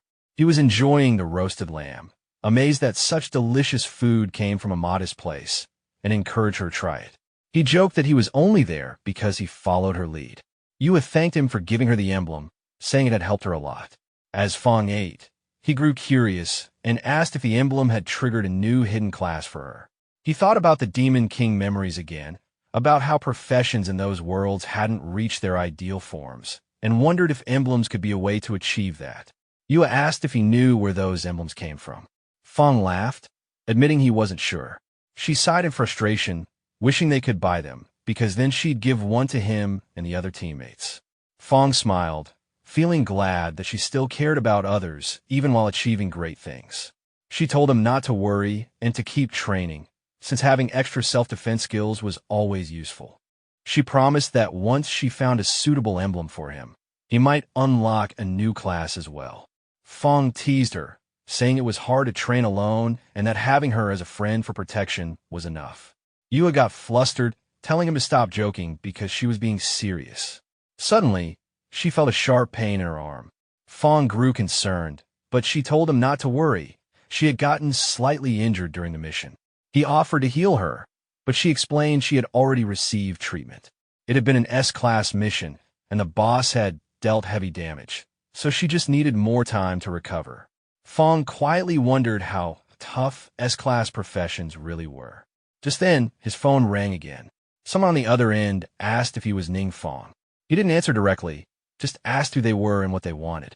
The caller spoke aggressively, refusing to identify himself and demanding Fong tell him where he got the emblem. Annoyed, Fong hung up. Yua noticed his tense expression and asked what happened. He told her someone was asking about the emblem, which startled her since she hadn't mentioned it to anyone. Fong brushed it off, telling her to relax and enjoy dinner. But the call hadn't disconnected. When he answered again, the man shouted, furious that Fong had hung up on him and vowing he'd pay for it. Fong listened for a few seconds, then hung up once more, thinking it best not to cause a scene with Yua nearby. After they finished eating, both left the restaurant in good spirits. Fong was full and laughed, saying he had never eaten such good lamb. Yua smiled, but asked if he needed a ride home. Fong declined politely and said goodbye. Back at his house, Fong unlocked the door, still feeling sleepy from the heavy meal, but immediately froze. The place was a mess, furniture overturned, drawers open, and things scattered everywhere. Someone stepped out calmly, asking why he had taken so long to come home. Fong's expression hardened as he asked if it was him who had called earlier. The blond man laughed, confirming it and saying that he warned Fong he'd pay for hanging up. He claimed that if Fong had just answered honestly, none of this would have happened. Fong asked who sent him. The blond man sneered, mocking Fong for daring to question someone stronger and ridiculing him for not showing proper respect. Before Fong could react further, another man tried sneaking up from behind, dagger in hand. Fong's reflexes kicked in. He dodged swiftly and countered with a sharp elbow strike to the attacker's face, sending him crashing into the wall, unconscious. The blond man froze, terrified by what he just witnessed. Fong laughed, telling him to calm down. The blond man was drenched in sweat, realizing the information they had received was completely wrong. There was no way Fong was just a low-level awakened. He couldn't believe a 3-star assassin had just been taken down by someone who hadn't even used magic. Still panicking, he reached for a shuriken and noticed Fong's stats, over 100 points in total, with terrifying reaction speed and range. Fong himself realized how easily he could handle threats now without magic. The blond man threw the shuriken, but Fong dodged effortlessly. Realizing escape was the only option, he bolted toward the balcony and leapt, but Fong grabbed his leg mid-jump and slammed him face-first into the wall. Once both intruders were subdued, Fong ordered them to clean up the mess they made and shouted that they'd also be paying for the broken cabinet. After cleaning up, the blond man said everything was done and that their belongings were on the table. Fong crossed his arms, saying that was fine, but now he wanted to know who sent them. With his face swollen and bruised, the blond man finally confessed. He said they were hired by Master Jiao Chun of the Lion Guild, who wanted information about Fong's unique emblem that couldn't be found anywhere else. Fong grew thoughtful, realizing that Jiao was probably the same mage from Yua's guild. If that was true, then this whole attack made sense. His expression darkened as he decided not to hold back anymore. He still had a forbidden ability he hadn't tested yet. Fong activated Soul-Seizing Darkness, channeling his mental energy to dominate their minds and manifest a dark projection. The two intruders screamed in agony as their consciousnesses were overtaken. Meanwhile, Jiao and a shield warrior were walking together. The warrior asked about the emblem, and Jiao replied that he had already sent someone to deal with Fong. If Fong didn't cooperate, he'd make him suffer a fate worse than death. The warrior hesitated, asking what would happen if Yua found out. Jiao brushed it off, saying it didn't matter. The warrior mentioned how the mission hadn't gone as expected. Jiao recalled how his plan had been for the shield warrior to take on the boss alone to undermine Yua's progress and frighten her. Then he'd step in as a hero. Instead, Yua had risked everything and defeated the boss herself. Suddenly, a figure appeared before them. Jiao recognized him as one of the men he had sent to find Fong and immediately got angry, demanding to know why he had returned without warning and whether he had the information. But what Jiao didn't realize was that Fong was now controlling the man's body. Inside the possessed body, Fong's anger surged as he remembered Yua's injury. The two subordinates stood frozen in shock as he confronted them, asking if they were the ones responsible. When Jiao approached and carelessly touched the blond man's face, Fong lost control. He grabbed both their necks and lifted them off the ground, his presence radiating power and fury. He said they didn't deserve to live for hurting Yua, but he wouldn't let them die easily either. Black flames erupted, engulfing everything around them. The fire wasn't normal. It burned from the inside out until nothing was left. Fong knew he had to destroy the blond man's body to erase all traces of evidence. Once everything was reduced to ashes, he realized his home was no longer safe. Powerful awakened individuals could enter at any time, and he couldn't guard it constantly. He had planned to dive deeper into the Demon King's memories for more information, but it was good he hadn't started yet. Getting caught mid-process would have been disastrous. Deciding it was safer elsewhere, Fong went to stay at Duan's place. Duan, whose fourth transformation had already awakened, had a heavily guarded home. When Fong explained what had happened, Duan was furious and told Fong to rest while he investigated further to see if anyone else was involved. Attacking Fong directly was basically asking for death, but Fong stayed calm and told Duan to relax. He asked if Duan knew any reliable alchemists. Duan was confused and asked what kind Fong was looking for. Fong explained he needed someone highly skilled, trustworthy, and preferably independent, with as few guild ties as possible. Duan said there were plenty of good alchemists around, but most worked for big guilds. That immediately ruled them out for Fong, since he knew from the Demon King's memories that guild alchemists made some of the best potions in existence. The problem was those memories only gave him the recipes, not the techniques. He needed a professional who could break them down properly. Guild alchemists were out of the question since they were walking information leaks waiting to happen. Fong decided to call Yua and ask if she knew anyone suitable. Yua said she knew one reliable alchemist, Shuai, her teammate's brother. Apparently, Shuai almost joined her guild once, but backed out after clashing with Jiao-chan. Fong thought it was just Yua's luck to have been stuck with someone like Jiao, but at least that issue was now taken care of. When Yua asked why he suddenly needed an alchemist, Fong told her he found some recipes at home and wanted help understanding them. She got suspicious and asked if he'd found something again, but he laughed it off, joking that he was just doing a bit of spring cleaning. They met with Shuai, and Fong handed over the recipes. Outside, Shuai's sister, Shu, was irritated because she had hoped to use this meeting as an excuse to get closer to Fong, but Shuai had kicked her out of the lab. Inside, the alchemist studied the recipes carefully and said the ingredients weren't rare, but the method of preparation was completely new and incredibly complicated. When Fong mentioned the potion was supposed to increase experience by 100%, Shuai's jaw nearly hit the floor. Normal experience potions could only boost by up to 40%, and those were already expensive. A 100% boost would let even 2-star awakened level up ridiculously fast. Fong simply smiled, saying he wasn't sure yet and couldn't just ask around about something that unusual, which was why he needed help. Shuai told him to wait while he ran some experiments upstairs. The others stayed downstairs chatting until strange noises came from above. Worried, Shu went to check and saw something jumping around. It was one of Shuai's experimental slimes. Just as Fong and Yua joined her, a burst of fire shot across the room, nearly hitting them. They rushed over and saw Shuai celebrating like crazy. He explained that he drank a small amount of the potion and tested it on the slime, confirming the 100% experience boost worked perfectly. Fong realized if this recipe worked, the others likely would too. Shuai, thrilled by his success, kept throwing fireballs at the slime. His sister explained that he was always obsessed with his lab and never let her go upstairs, and now he was practically blowing it up himself. After Fong explained the potion's effect to the girls, they were amazed.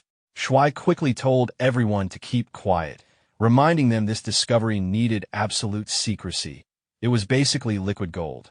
Shuai asked what Fong planned to do next, since selling a potion like that could make him unimaginably rich. Given how dangerous the world had become, no one would turn down something that made them stronger. Before Fong could respond, his phone buzzed with a message from his class group chat. The school had announced that all third-year students would be heading to a secret training site in a neighboring city next Monday. Due to limited space, each class would have assigned areas and schedules. Teachers instructed everyone to prepare and cooperate actively. After the announcement, the chat filled with complaints about scarce experience points, limited training space, and no available potions. Fong read through the messages, thinking about what to do next. An idea struck him. He'd first use the experience potions to strengthen his close companions, then sell them later when things stabilized. Shu excitedly asked if that meant she was one of his companions.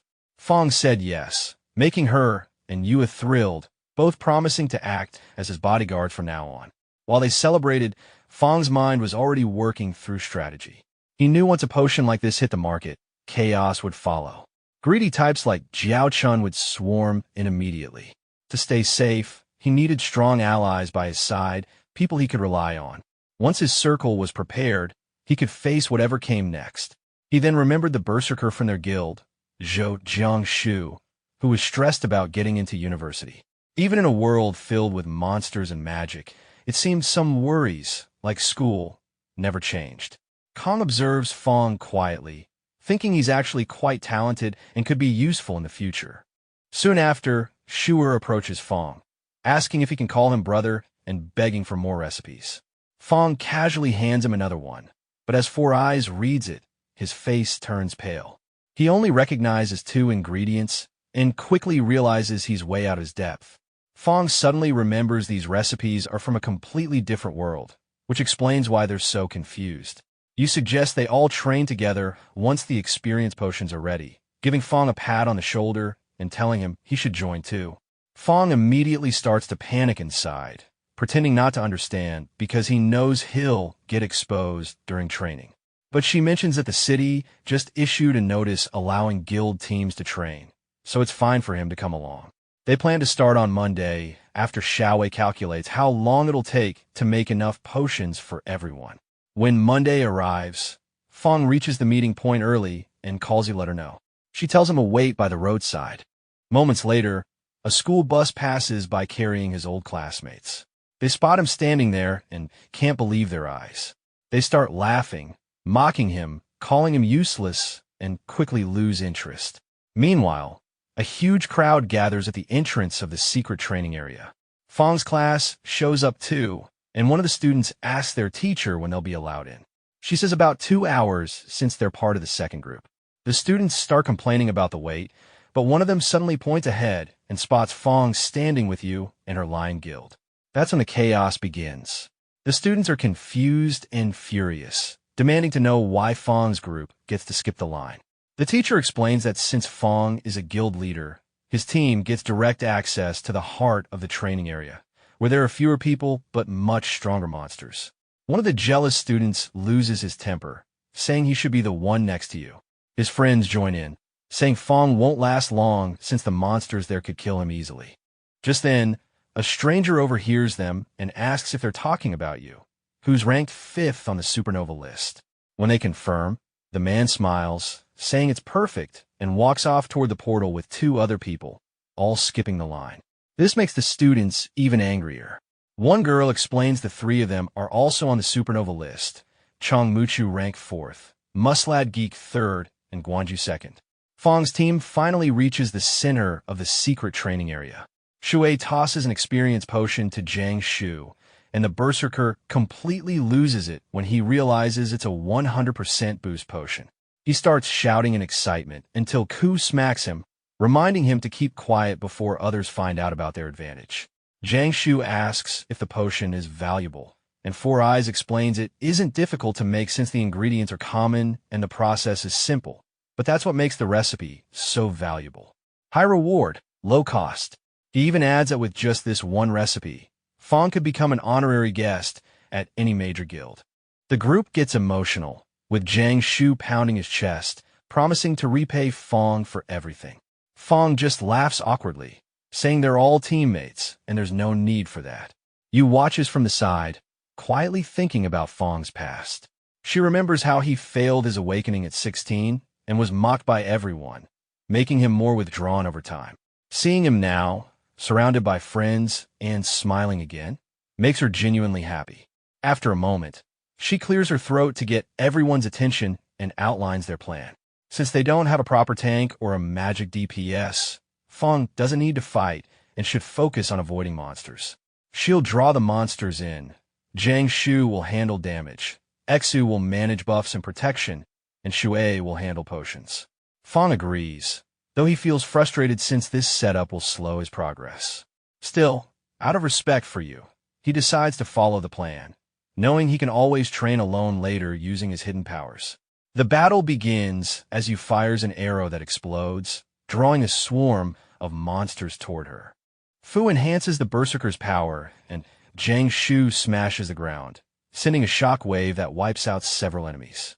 Shuei keeps throwing potions, grinning as his experience rises rapidly, thinking he might be able to make new potions soon. Both Exu and Jiangshu cheer, excited at the thought of reaching the second stage before entrance exams, which could secure them a spot in top universities. Everything seems to be going perfectly until an eerie sound echoes from a nearby cave, announcing the arrival of unexpected visitors. Gu Yanju laughs coldly and apologizes for interrupting, claiming he couldn't resist after hearing someone who hasn't even reached the second stage talk about entering prestigious universities. Ku and the Berserker are both stunned, realizing these are the top-ranked students from the supernova list. Yanju seems pleased they recognized him so quickly. Everyone's confused why these big names are even here, considering they're supposed to be from the Chinyu area. Wanu steps forward, demanding to know what they want. Fong's group had been training peacefully until Yanju approached with his crew. He directly asks Yu if she wants to join his team. Shuei and the Berserker are shocked, but Yu immediately declines, saying she already has her own group. Yanju refuses to take no for an answer, arrogantly adding that her team has Jio Chung, ranked 14th, and maybe he'd consider letting him join too, just as a favor to her. His arrogance only grows, and Yu, clearly irritated, repeats that she isn't interested. Yanju then goes on a condescending rant, explaining how the world is changing, monsters are growing stronger, universities are raising standards, and only team efforts matter now. He tries to enlighten her, claiming she's destined for greatness while her current teammates aren't, calling weakness the greatest sin. Yu's patience runs out, and she starts summoning her bow, but Yanju taunts her again, reminding her she's a ranged fighter and that close combat isn't her strength. Shuei gently places a hand on her shoulder, suggesting they just find another place to train. The guild starts walking away, but Fong lingers, watching Yanju and wondering if you could actually beat him with her new class. That's when JK slams the ground and steps forward, asking if Fong is Jio Chung. When Fong says no, JK laughs and tells him to get lost because he's worthless. Fong's expression changes instantly. Jiangshu steps up to defend him, asking JK not to be disrespectful, but JK throws a punch. Jiangshu blocks it, but is completely overwhelmed. The hit breaks several ribs and drops him to his knees. He can barely breathe, realizing JK's strength is on another level, and tries to warn Fong not to get involved. JK calls them all pathetic, which only enrages Jiangshu. He tries to power up for a counterattack, but JK is too fast. He's about to land another devastating blow, and Yu and Taxu start running to help, but they're too far away. Just before the punch lands, a hand appears and catches it effortlessly. It's Fong. Everyone freezes, shocked that the so-called weakling just stopped a berserker's punch with one hand. Fong doesn't say a word. He tightens his grip on JK's fist, yanks him forward with brutal strength, and throws him through the air like a rag doll. JK crashes into a pile of rocks that collapse on top of him, completely burying him. Fong turns back, smiling faintly, and calls JK useless. Yinju rushes to help his fallen teammate, but Yu, who's been charging her bow the entire time, releases an arrow that hits him squarely in the rear. The scene turns chaotic. Shui bursts out laughing at the sight of the arrogant tank hopping around in pain, while Muchu looks completely shaken. She can't process what she just witnessed, a mage casually taking out a berserker and an archer shooting a tank at point-blank range. Fong stands there breathing heavily, realizing he's blown his low-profile cover. He orders Yu to heal Jiang Shu, who's still recovering from his injuries. While she's treating him, Fong asks the berserker how he wants to deal with JK. Jiang Shu, still stunned, says he'll follow Fong's lead. Fong nods and tells him to take JK's equipment as payback. Yinju explodes in anger, accusing them of theft, but before he can finish, Fong appears right in front of him, face dark and calm, asking if he has a problem. Yinju immediately backs down, offering his own gear to ease the tension. Fong smiles, gives him a brief hug, and tells him he hates unnecessary trouble. If they ever try revenge, they'll regret it. Yinju promises they won't do anything stupid. Muchu, clearly intimidated, offers her equipment as well, handing it over to Shui. Fong calls her smart and tells them all to leave and train elsewhere. Muchu, embarrassed and empty-handed, walks away with the others. As Fong's group heads out, Yu admits she wanted to take him training but never expected him to be this strong. Fong laughs it off, reminding her that she already knew he'd changed classes recently. Yu sighs in frustration, saying she won't bother asking questions since he never gives her real answers anyway. Fong laughs lightly, telling Yu that she really does understand him better than anyone. She places a hand on his shoulder and says that no matter what happens, she's genuinely happy for him. Fong smiles and gives her a thumbs up, thanking her for being there. Nearby, Shui Wang and Jiang Shu start asking about his plans for university and guild applications, but Fong simply replies that he hasn't decided yet. He knows the strict management at both places could easily expose his secrets if he slips up, so staying undecided is the safest move for now. Soon after, Fong gets energized and suggests they head deeper into the secret area to gain experience faster. Even without relying on his forbidden magic, he's confident he can use attribute buffs and passive abilities to help his team progress smoothly. A few days later, the scene shifts to Fong lounging at Duan's place, grumbling about only gaining one level despite all his recent grinding. He's gotten too used to power leveling with forbidden spells, and now normal progress feels painfully slow. He reflects that for most people like you, it takes around 2 years to hit level 60. Maybe you should stop stressing about elite universities and just apply to a local one instead. Then he has a moment of realization. If he's stronger but still has to struggle like everyone else, what's even the point? So he decides to take a break. For the next few days, he lives lazily, playing games with Duan, sleeping in, and eating out. Life's good, at least until his phone rings. It's Shin telling him about an upcoming auction featuring high-value items. Apparently, Master Tang wants to know if Fong's interested. Bored and curious, Fong agrees, and Shin promises to send over the auction list.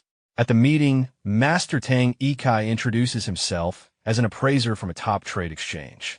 He's polite and humble, but inwardly, he's nervous since the mayor specifically told him to treat Fong with utmost respect. Shin hands Fong the list, and Fong starts scanning through it. Most of the mage equipment and potions seem useless to him. Ikai, watching closely, starts to worry that Fong might leave unimpressed. Then Fong suddenly stops flipping the pages, his expression turning serious.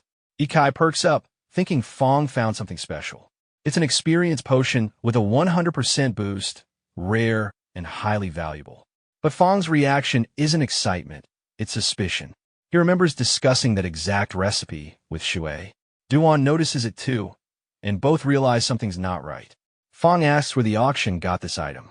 Master Tang awkwardly explains that it came from the Blue Sharp Guild, one of the 7 major guilds in the country. Fong's thoughts start racing. Either Shui sold the formula behind his back, or the guild somehow obtained it through questionable means. He asks if they mentioned where it originated, and Tang says the source was a new phenomenon called the Trial of the Gods. The trial can only be entered alone and is divided into layers, with a reward every 10 levels. Apparently, the experience potion formula was one of those rewards. Duan admits it's the first he's heard of it, wondering if it's another anomaly. He points out that anyone entering a new dungeon typically needs to register through the local authorities. Fong starts worrying Shui might have gotten caught up in something bad, but the concept of the Trial of the Gods fascinates him too. Suddenly, Fong's system interface pops up, flashing a new mission. It instructs him to harness the power of the Trial of the Gods for his own gain within 60 days, or die trying. Instead of panicking, Fong feels an adrenaline rush. It's the first real mission he's been given, and he's excited. He thanks Ikai for the info, but decides to skip the auction. Tang is confused, unsure why Fong would turn down such a valuable item. Duan tells him he'll investigate further. Fong says he's not tagging along, but later changes his mind when Duan flashes the special badge the mayor gave him. Using it, they manage to get access to the trial site. The structure looks like a massive tower. Duan explains that the Azure Sharp Guild owns the rights, and outsiders aren't allowed in without permission. Fong starts wondering if all the big guilds monopolize resources this way. Determined to see it up close, he sneaks toward the entrance. Guards are stationed everywhere, and Fong assumes the guild spreads fake information online to attract strong adventurers. Confident in his stealth skills, he grins and teleports behind the guards. Just as he starts feeling clever, a sudden explosion rocks the area, sending everyone flying. At the guild's control station, chaos erupts. Staff shout about the explosion and rush to alert the president. Meanwhile, Fong materializes back home, lying on his bed covered in blood. He's in disbelief. He only touched the entrance, and it nearly killed him. His system starts flooding him with alerts. 3% damage, then 7%, then rapidly up to 34%. Fong stares at the screen, frustrated that not only is he injured, but even his cheat system is malfunctioning. Back at the trial site, investigators are examining the aftermath. A priest heals the injured guards while reporting to the guild president that everyone's stable. One guard wakes up, saying the trial door exploded the moment he touched it. The president, Hugh, realizes this sounds similar to previous reports of instance anomalies. A mage suggests using investigation magic, and Hugh agrees. They activate a time reversal spell, allowing them to view what happened seconds before the explosion. Hugh notes how fortunate it is that the realm had recording enchantments. As the rewind begins, the footage starts to reveal the real cause, a shadowy figure suddenly teleporting into the scene. Before anyone can react, another divine being appears, declaring the intruder an evil god and demanding how it dares step into their domain. The two deities clash, and the overwhelming energy from their battle leaves everyone watching in stunned silence. The term evil god echoes in their minds, shaking even the most composed leaders.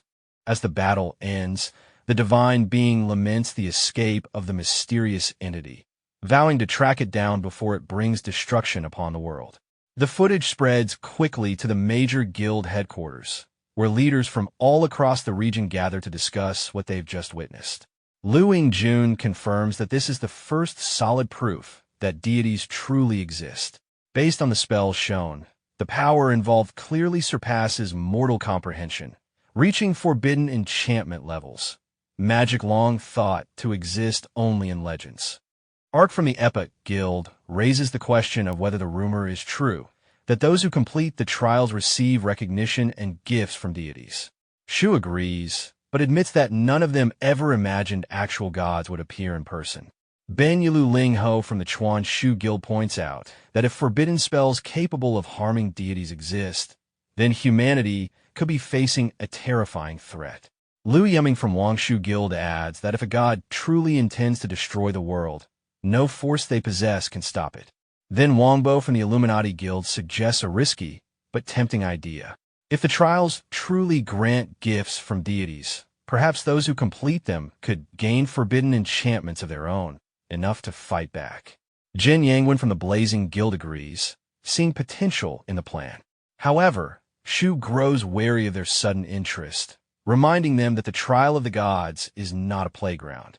The creatures and artifacts within are beyond their current power levels, and none of them would survive if they recklessly entered.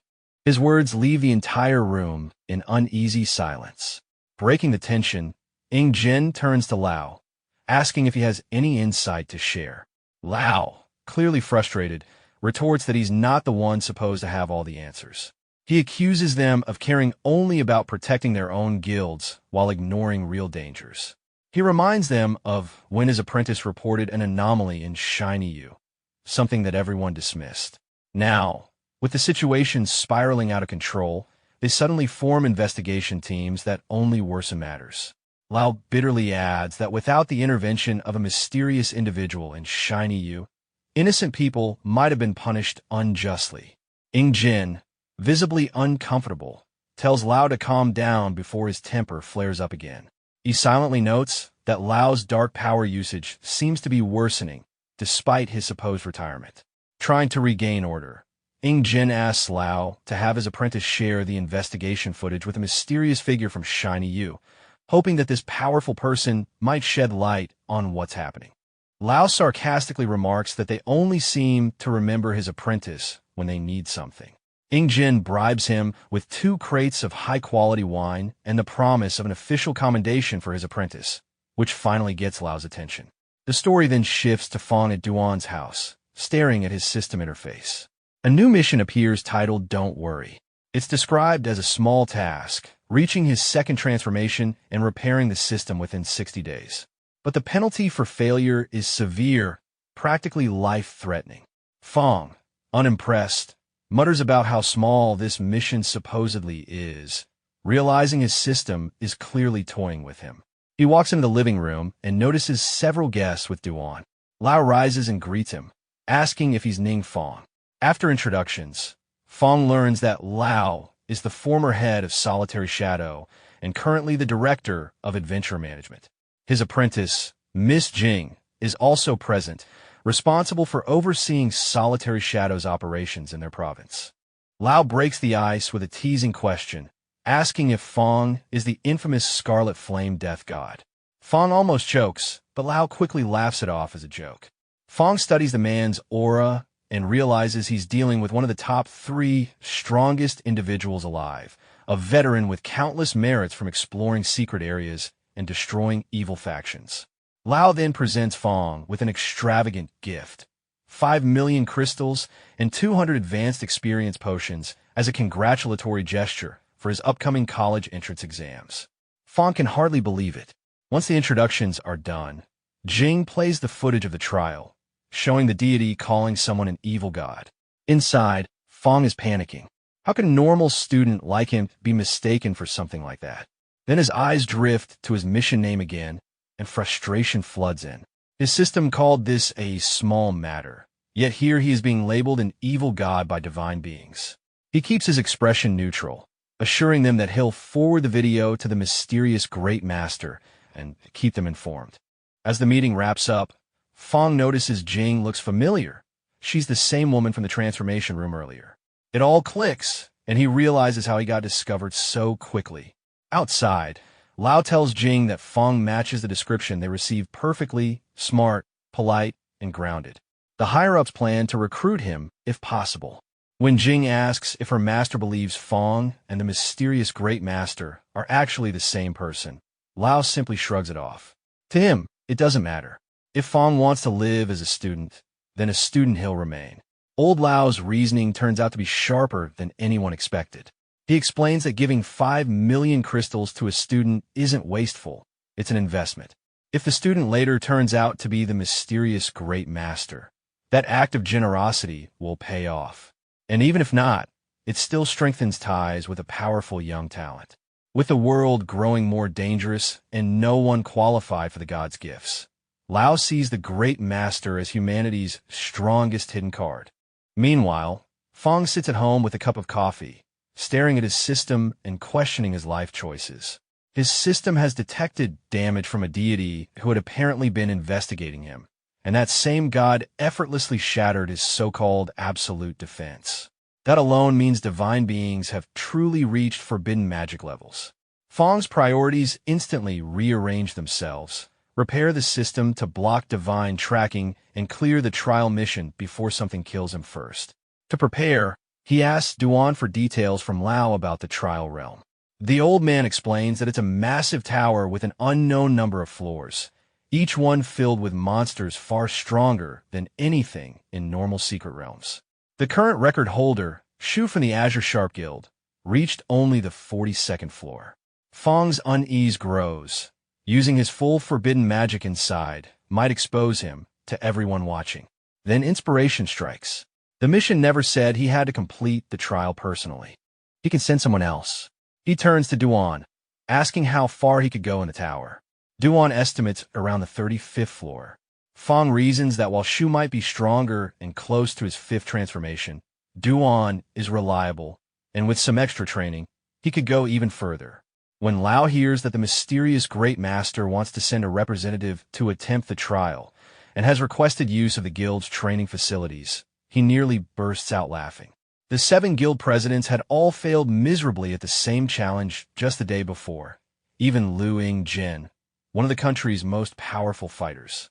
Jing tries to stay optimistic, saying if they can't pass, maybe someone trained by the Great Master can. Lao becomes so excited that his head literally bursts into flames, his dark power burning away parts of his life as his apprentice looks on in worry. The toll of using that cursed strength is clearly destroying him, but he doesn't care. He wants to see how far Duan can go under the Great Master's guidance. At the training facility, a crowd gathers to witness the session. Captain Zhu watches with a mix of guilt and relief, remembering how he once disrespected Fong and realizing how lucky he was not to push it further. Jing explains that the room can simulate high-level combat environments, but can only be used by those at or above the 4th transformation. As Duan's data is loaded into the system, Jing is stunned. He's filled it with detailed information about monster weaknesses, even from floors only President Liu had cleared. Fong, of course, already knows all of this because he once invaded that realm himself as the Demon King, and he's using that memory to give Duan the edge. Lao requests to observe the training, which Duan allows. But then Lao's tone turns unsettling as he asks whether the Great Master truly said that the evil god will destroy the world, sending chills through Jing. Later, Duan recalls asking Fong that exact question at home, unaware that he was actually speaking to the evil god himself. Fong almost slips, torn between honesty and the risk of exposure. Ultimately, he keeps quiet. Duan tells Lao that Fong gave an 8-word reply. As long as I'm here, that won't happen. Lao bursts into laughter, calling it a simple yet confident line that perfectly fits the Great Master's personality. Jing, still nervous, wonders what kind of fearless person this master must be to speak so casually about defying gods, never realizing it's her own student. Fong quietly celebrates for pulling off the perfect answer that makes him sound heroic rather than suspicious. Lao clasps Duan's hand and declares that the success of the trial now depends on him. Training begins, and Duan immediately gets thrown into brutal simulated battles. Monsters slam him against walls, but he refuses to quit, forcing himself back up each time. His determination to live up to Fong's trust drives him through exhaustion. Jing watches in awe as he fights creatures well beyond a 4th transformation's level, admitting she wouldn't last half as long. Lao, meanwhile, remembers how Fong completed his 1st transformation just months after awakening and wonders if another miracle is on the way. Maybe this mysterious mentor is about to rewrite the limits of combat entirely. That's when Fong realizes the flaw in his plan. He thought knowing monster weaknesses would be enough, but he forgot one critical fact: humans still have limits. Even with all his preparation, Fong realizes that knowing monster weak points doesn't mean much if you can't reach them or survive long enough to hit them. Watching Duan nearly collapse from exhaustion makes it clear that if his friend fails, he'll have to take the risk himself, using forbidden magic and potentially exposing everything he's worked to hide. So, he makes an excuse about school starting soon and slips away. Out in the city, Fong starts planning his next move. He needs stronger gear and new skills, something that can make up for Duan's physical limits without relying on forbidden spells. In an alleyway, he pulls out a flight scroll. It's one of the untraceable ones he bought through a private contact to avoid being tracked by the authorities. With a flick, he vanishes into the air, heading toward one of the wild, unregulated secret realms Duan once mentioned. When he arrives, the entire place looks like a battlefield, burned trees, broken ground, and scattered corpses. But instead of turning back, Fong shrugs and walks right in, curious as ever. Near the entrance, a group of cultists from an evil clan is celebrating over a fallen adventurer. Their leader, a masked man, notices a faint flash of light in the distance and assumes someone has arrived using a flight scroll. His subordinates panic, wondering if it's an enemy, but the masked chief just laughs. He explains that they've been collecting sacrifices to summon their great demon king and that whoever just arrived is walking straight into their ritual. They're too caught up in their celebration to realize how doomed they are. One of the dying adventurers still has an active communication device, and the person on the other end hears everything: the sacrifices, the coming demon king, the invasion. The nearby city's defense team gets the alert, and their captain immediately realizes what's happening. A secret realm invasion could spill into the city, corrupting everything. He orders an evacuation, staying behind to monitor the situation even though it's certain death. Before the chaos begins, he calls his daughter under the pretense of an emergency drill. She cheerfully wishes him a happy birthday, and he breaks down in tears, knowing it might be the last time they speak. As his team retreats, they see dark energy spreading from the portal and understand the invasion has already begun. The cultists cheer louder, believing their demon king is about to descend. But inside the realm, Fong has already unleashed his forbidden magic, an extreme cold spell that freezes everything in sight. The entire area turns into a frozen wasteland. He strolls through the ice, casually smashing frozen monsters and admiring the experience boost as he levels up to 37. Among the frozen figures is the so-called Demon King himself, now an oversized ice sculpture thanks to Fong's overkill magic. Outside, the cult continues to chant praises to their returning Demon King, completely unaware that he's been turned into a popsicle. Fong, meanwhile, scrolls through his system interface, happy about his new level and new skill options, without realizing he's just prevented a major city's destruction. Then something stirs at the portal entrance. The cultists drop to their knees, expecting their great Demon King to appear. Instead, out steps Fong, looking completely ordinary and confused. Both sides just stare at each other in silence. The cult leader, Gua, glares at Fong's basic adventure gear, convinced this newcomer must be a clueless amateur. Thinking Fong might have come to join them, he shouts to confirm, but Fong just replies bluntly that it's none of their business. Gua, offended, introduces himself as a wanted criminal with over 100 kills. Fong doesn't even flinch, simply telling them to fight or get out of his way. Enraged, the cultists prepare to attack, only for the sky to darken as a massive, sinister face appears above them. Fong decides it's the perfect time to test his new skill, Sorrow of Abuse. The forbidden spell drags enemies into an illusion realm that exposes all their weaknesses, allowing him to attack them with perfect precision. He targets Gua first and quickly spots an old shoulder injury caused by misuse of cursed equipment. Exploiting it, Fong strikes hard, and Gua screams in agony, unable to comprehend how his pain is being multiplied. Inside the illusion realm, Fong moves methodically, striking weak points again and again until the cult is wiped out. The spell is cruel, but frighteningly efficient. When the battle ends, he stands amid the frozen corpses, calm as ever, unaware of how much chaos his casual power has just erased. Not long after, the captain who stayed behind finally climbs the mountain to see what happened. The captain arrives at the aftermath of the battle, finding Gua and his entire crew completely wiped out. The sight stuns him. Gua was a Class A wanted criminal responsible for countless deaths, and 4 adventurer teams had already been sacrificed trying to bring him down without success. Now, Their bodies lie scattered across the battlefield, the impossible scene making everyone question what happened. When his teammate asks about the situation inside the secret realm, the captain steps in cautiously. Everything is frozen solid. Monsters, terrain, even the air feels like it's locked in ice. There's no sign of life anywhere. His team asks about the Demon King, and the captain reports it's been destroyed. He even walks up to the massive ice coffin to confirm, but when it breaks apart, no item drops, and he gains no experience points. That means the boss was already dead before he got there. The frozen body still looks terrifying, even in death, and the captain can't help thinking how absurd this is. When his team wonders if the secret realm invasion is still ongoing, the captain just stares at the dead Demon King, unsure how to even respond. Later, Fong returns to Duan's place and calls him home from training. Duan shows up, frustrated that he's stuck at level 45 and feels like he's disappointed Fong. But Fong doesn't mind at all. The real goal was just to understand the trial's mechanics. He tells Duan they'll begin some serious training next week, and Duan immediately brightens up, asking what Fong wants for dinner before running off excitedly.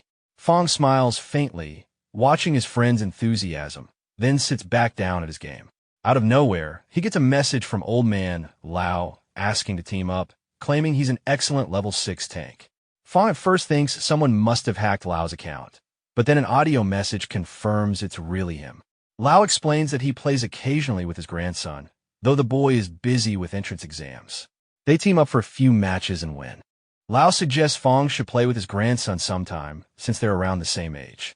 Fong agrees, seeing potential in building a connection for his plans ahead. Then Lao mentions that 3 major universities are hosting a joint training camp to select top students, with 2 slots still open. Fong realizes that while forbidden spells make him powerful, fighting gods without real combat experience would be reckless. So, he accepts the offer, and Lao reserves both spots, one for Fong and one for a teammate if he chooses. Looking at his grandson's picture, Lao jokes that they might get along well and even become good friends. The next day at school, everyone's complaining about how strict Ray University's standards are and how even their current students are failing assessments. One annoyed classmate points at Fong, who's dozing off, questioning if a 3-star awakened person should even be compared to lower ranks. The teacher, Chi, interrupts to introduce a new transfer student, and the entire class goes silent as Chu Siyu walks in. Every boy in the room is stunned. Fong wakes up and immediately recognizes her. She's the same girl from the secret realm, the one whose equipment he ended up with after her team was destroyed. The class starts whispering excitedly, asking if she's really ranked 4th on the supernova list and from a prestigious big city academy. When she requests to sit beside Fong, the teacher agrees without hesitation. The whole class erupts in disbelief, and the boys start fuming, cursing Fong's ridiculous luck. Meanwhile, in the principal's office, Principal Jin is losing his temper, accusing Principal Fong of stealing his top student, Chang Mushu. Fong plays innocent, pretending not to know what he's talking about.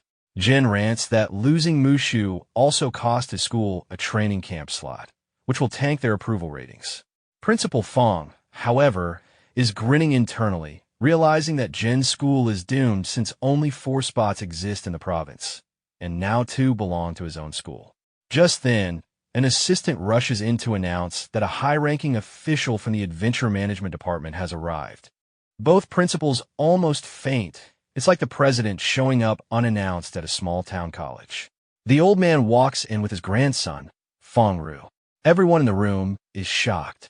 Fong Ru is ranked 12th nationally as a Blood Knight, and even though his dark powers are unstable, he could easily be in the top 5 if he mastered them. The old man explains that his grandson wants to transfer to Fong's school. Jin's jaw drops. Why would someone of that level choose a random school like this? Then he realizes every student on the National Supernova list automatically gets a training camp spot, meaning Fong's school just gained another slot. To make it worse for Jin, Lao mentions there are 2 spots to assign, nearly all the available ones in the entire province. Fong doesn't waste the chance to humiliate Jin, telling him to leave since important people are talking. Jin's face is priceless, a perfect mix of disbelief and humiliation. Fong directly asked if the 2 training camp slots were really meant for Ning Fong from Class 2, since the boy had only recently awakened. Lao simply replied that it was the department's decision and that Fong had no reason to question it. The principal stayed silent, realizing that the Adventure Management Department operated outside the control of the 7 great guilds and held immense influence. He also couldn't help but wonder how Fong managed to establish a connection with someone like Lao. Back in class, Fong was caught off guard when his friends from the Lion Guild suddenly transferred to his school. Shu explained with a grin that they wanted to be closer to him. She added that they had tried to bring Zhou Chun along, but since he refused, she took his place instead. Meanwhile, Wang Yu and Mu were locked in quiet tension, each unwilling to give up attention toward Fong. The berserker of the group seemed excited to meet Lao's grandson, Fong Ro, who politely greeted everyone and said he hoped they could all get along. Mu, however, was unsettled, realizing she had competition. She had prepared gifts for Fong, but was now debating the right time to give them. The class was in disbelief. Fong's circle alone looked strong enough to represent a top university team. Even if he wasn't included, the rest of them could easily be seen as the best in any high school across the country. Fong could tell things were going to get interesting, but what bothered him more was Zhou Chun's absence and why no one seemed alarmed about it. At Zhou Chun's house, his father sat with a tense expression as a guard reported that there was still no news of the missing young master. The father replied that he had hired top investigators and arranged for Zhou Chun's disappearance to be covered under the excuse of undergoing special training. The school had questioned it, but didn't push further since it was tied to a training camp spot. When the father was alone, he entered his son's room and pressed a hidden section of the wall. A concealed door opened, revealing a secret chamber lit by a dark altar. The room pulsed with sinister energy, hinting that the family was involved in something far more dangerous, or that the father already knew the truth about his son. Back at school, students were exchanging gifts. Fong Ro presented a rare skill book for summoning water elements, while Mu offered a blade enchantment manual suited for battle mages. Both were rare and valuable, clearly meant to impress Fong. However, neither gift was useful to him. When he had tried entering a secondary secret realm earlier to unlock new skill bars, the system denied his request for not having a 5-member team. Rather than let the situation turn awkward, Fong decided to respond with generosity. He took out 40 advanced experience potions and gave 20 each to them. Mu froze in disbelief, recognizing them as rare items used exclusively by the Azure Guild.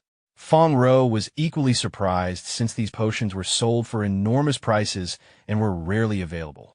Realizing Fong possessed so many of them made everyone question just how powerful his connections were. Then Wang Yu stepped forward, saying she had something for him as well. She handed Fong a freshly refined potion made by Shuai. Fong examined it carefully and was genuinely impressed by its quality and precision, acknowledging that Shuai's skill in alchemy was exceptional.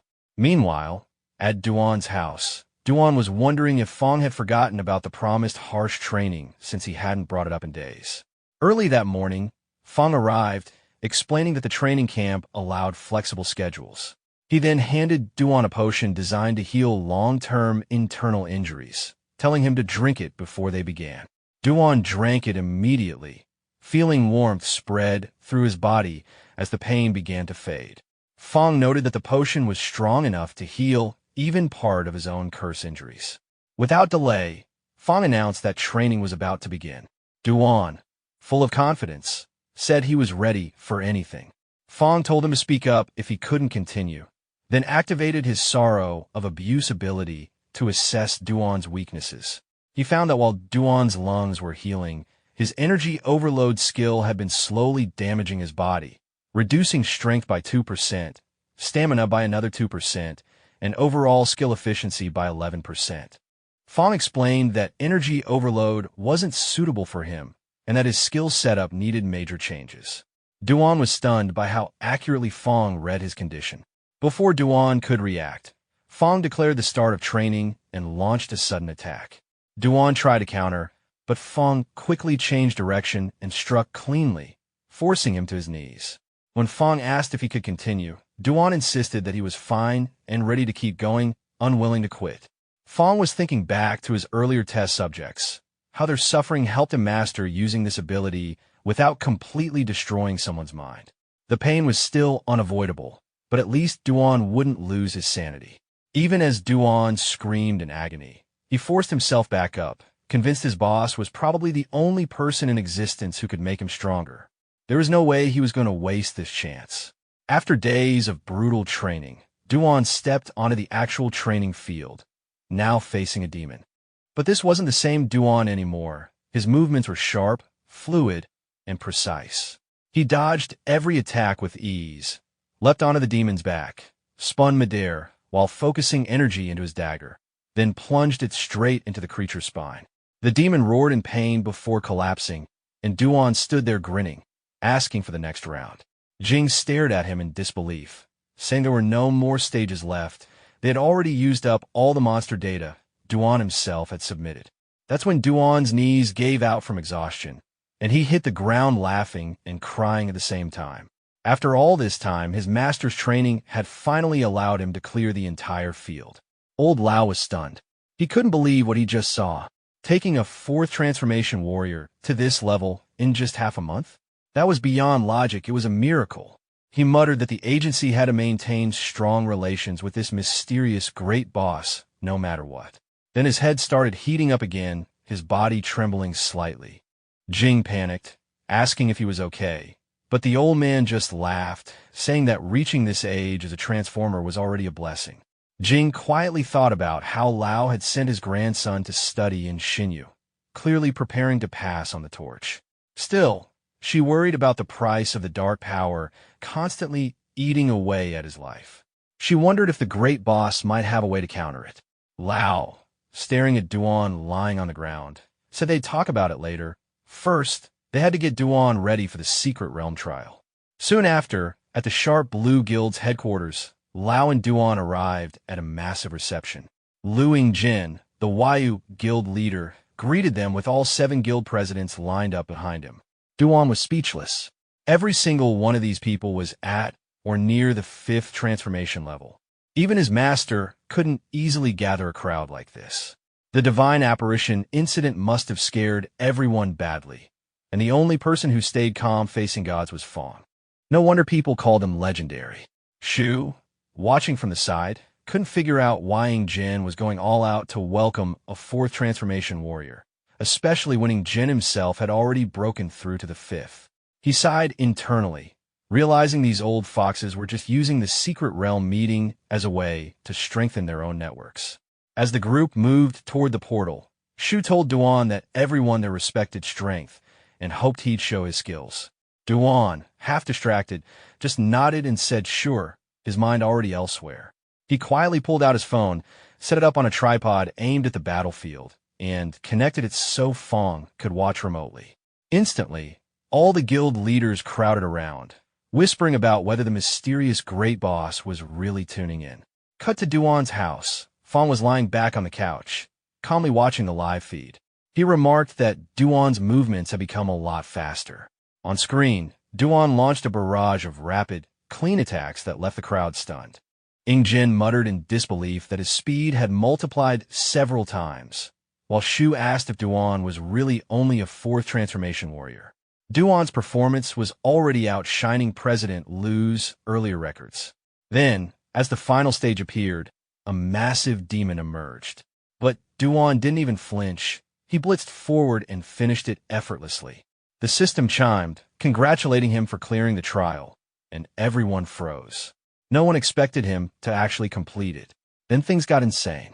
Duan looked up as a blinding light descended, and the system announced he'd received the blessing of the gods as a first clear reward, a forbidden spell straight from the deities themselves. The guild leaders completely lost it, shouting that god blessings were the same as forbidden spells. Shu almost had a mental breakdown when he realized it was a first clear reward, meaning no one else could ever get again. But then came the punchline. When the system scanned Duan's body, it declared his profession level 2 low to learn the forbidden spell. Duan just stood there, confused out of his mind, while Lao looked just as dumbfounded. Meanwhile, Fong was watching from the couch, remembering fragments from the Demon King's memories. He realized the reason was simple. This world's professions hadn't yet reached their true, evolved forms. That's why the system was blocking Duan's access. To fix it, the system automatically converted the forbidden spell into a divine reward, the emblem of divine grace. It then revealed that Duan could now choose from 3 profession advancement paths, each blessed by the primordial Holy Spirit of the 12 gods. The first option appeared on screen: Spiritual Swordmaster, a class that wielded swords with life energy, capable of delivering clean, decisive, and lethal strikes. After that, Duan had to choose his advancement path carefully. The second option was Supreme Combat Saint, a master of pure martial arts, relying solely on his body with devastating punches and kicks, no weapons, no tools. The third was Celestial Warrior, a class that could wield any weapon and simultaneously analyze enemy techniques mid-battle. Since Duan was a dagger user, Spiritual Swordmaster made the most sense, complementing his existing style. Upon selecting Spiritual Swordmaster, he immediately received the Emblem of Divine Grace, which granted permanent stat boosts, +4 to Strength, +4 to Endurance, and an 8% faster vital energy recovery rate. The system explained that this emblem contained the fundamental rules of the universe itself and instructed Duan not to be afraid, just to focus on absorbing it. And then things went absolutely insane. As Duan absorbed the divine power, the sky ignited with a global system message. Someone had completed the God's Trial, a trial rated at world-class difficulty, with a divine emblem drop rate between 0 and 1%. This announcement wasn't local, it appeared worldwide. People everywhere scrambled to grab their phones, recording the cosmic notification, utterly bewildered by what they were witnessing. Fong, looking out his window, saw the message instantly. Almost immediately, a system notification popped up for him, reminding him to complete the secret realm and suggesting he use its power to his advantage. Back at the trial site, the guild leaders were in full panic. Ark remarked that the announcement was global, seen by everyone, and the implications were staggering. As Duan stepped out of the portal, every guild president surged toward him. Luing Jin, astonished, realized that Duan's strength could no longer be measured as a mere fourth transformation. He understood that Duan's achievement could completely revolutionize the global evaluation system. Guilds everywhere, the Wyu Guild, Wu Guild, and countless others scrambled to recruit him, each wanting a piece of this newly minted legendary warrior. But Duan, smiling politely, declined every offer, saying he wasn't interested in joining any guild at the moment. He then rushed home to tell Fong the good news. He had succeeded and hadn't disappointed his master. Fong congratulated him, but shrugged it off, claiming the success was all thanks to Fong Sa's efforts. Then, sketching the emblem design, Fong asked Duan if it matched what he saw during the trial. Duan nodded, confirming it was the same shape, and asked if Fong knew about these emblems.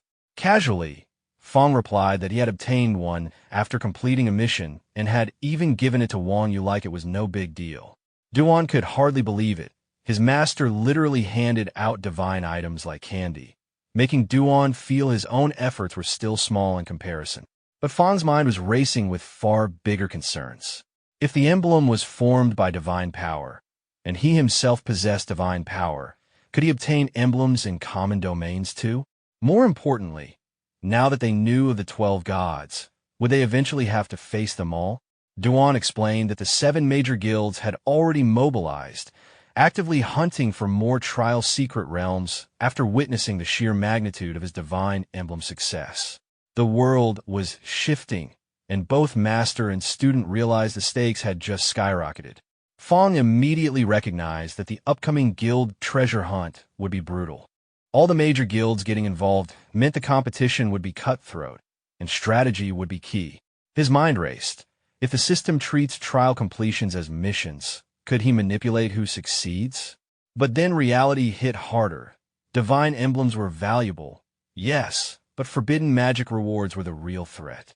If enemies got their hands on those, Fong's position would be compromised, and exposing himself to the gods. That was an even bigger headache he didn't want. He was already plotting ways to make sure only his people passed the trials. Before he could get too deep in planning, Duan interrupted. He had news, but was nervous about whether he'd done the right thing. That opened the door to the story of what had gone down at Azure Sharp Guild. According to their contract, all trial rewards were supposed to go to Azure Sharp. Duan had handed over the item drops, but since he'd already absorbed the divine emblem, he couldn't give it to them.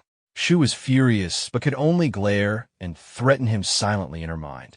The guild leaders were floored by some of the other high-level items.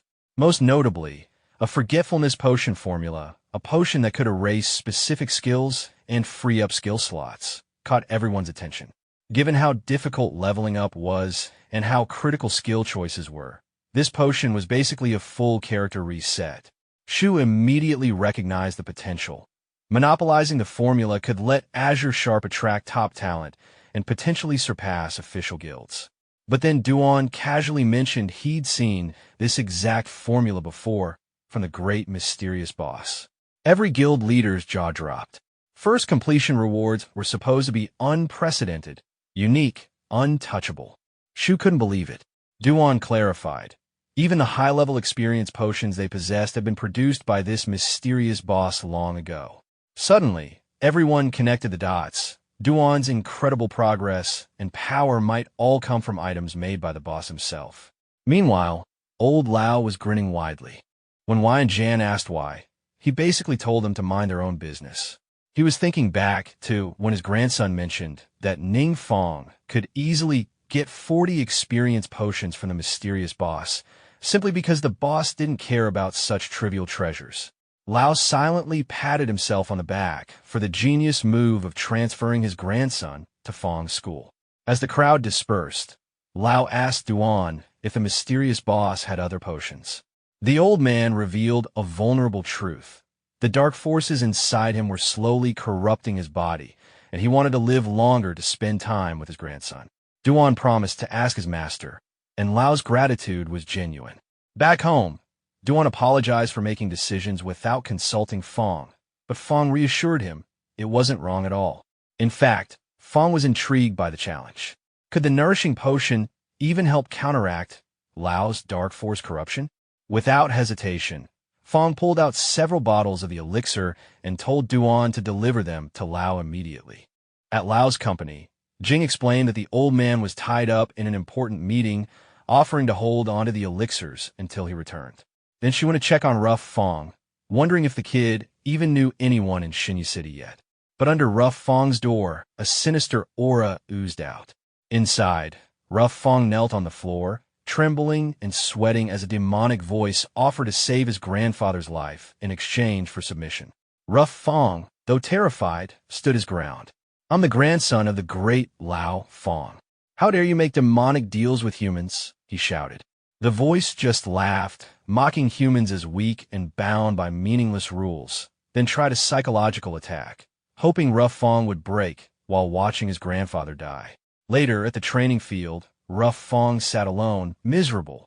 Fang showed up, noticing his unease, and tried to cheer him with a suggestion to play Three Kingdoms on his phone. Rough Fang apologized, explaining that his grandfather didn't allow gaming at school. Fang smiled, telling him they could play once Grandpa returned, and mentioned how impressive Lao's gaming skills were. Then came the heartbreaking backstory. Rough Fang revealed that his parents died on a mission when he was very young, leaving him devastated. He became withdrawn, antisocial, and spent his days locked in his room. Lao had been a loss for how to help, until he remembered Rough Fang's old love for battle games. It was this spark of interest that gave the old man a way to reach him, and now Fang was stepping into that role as a mentor and guide. Lao Fang had gone to extreme lengths to connect with his traumatized grandson. He secretly learned to play the battle games Rough Fang loved. So during Ru's darkest moments, it was his grandfather who remained by his side, gently guiding him out of his isolation. Those quiet hours of gaming and mentorship were what helped Rough Fang start healing from the deep scars left by losing his parents. Meanwhile, in a high-security meeting room, Lei was getting briefed on terrifying developments. Surveillance and intelligence reports were being laid out. Pong Hai, a 4-star professional who had gone to prison 8 years ago for malicious injury, mysteriously disappeared 6 years back. Guying, another 4-star professional, had a supervised variant vanish 5 years ago. Both had now suddenly reappeared, and in brutal fashion, murdered two elderly adventurers along with their families in Pong Hai's old house. These victims were members of the team that had originally captured Pong Hai. What made the situation even worse? The murdered adventurers were fourth transformation experts, yet they were utterly destroyed by what appeared to be third transformation assassins.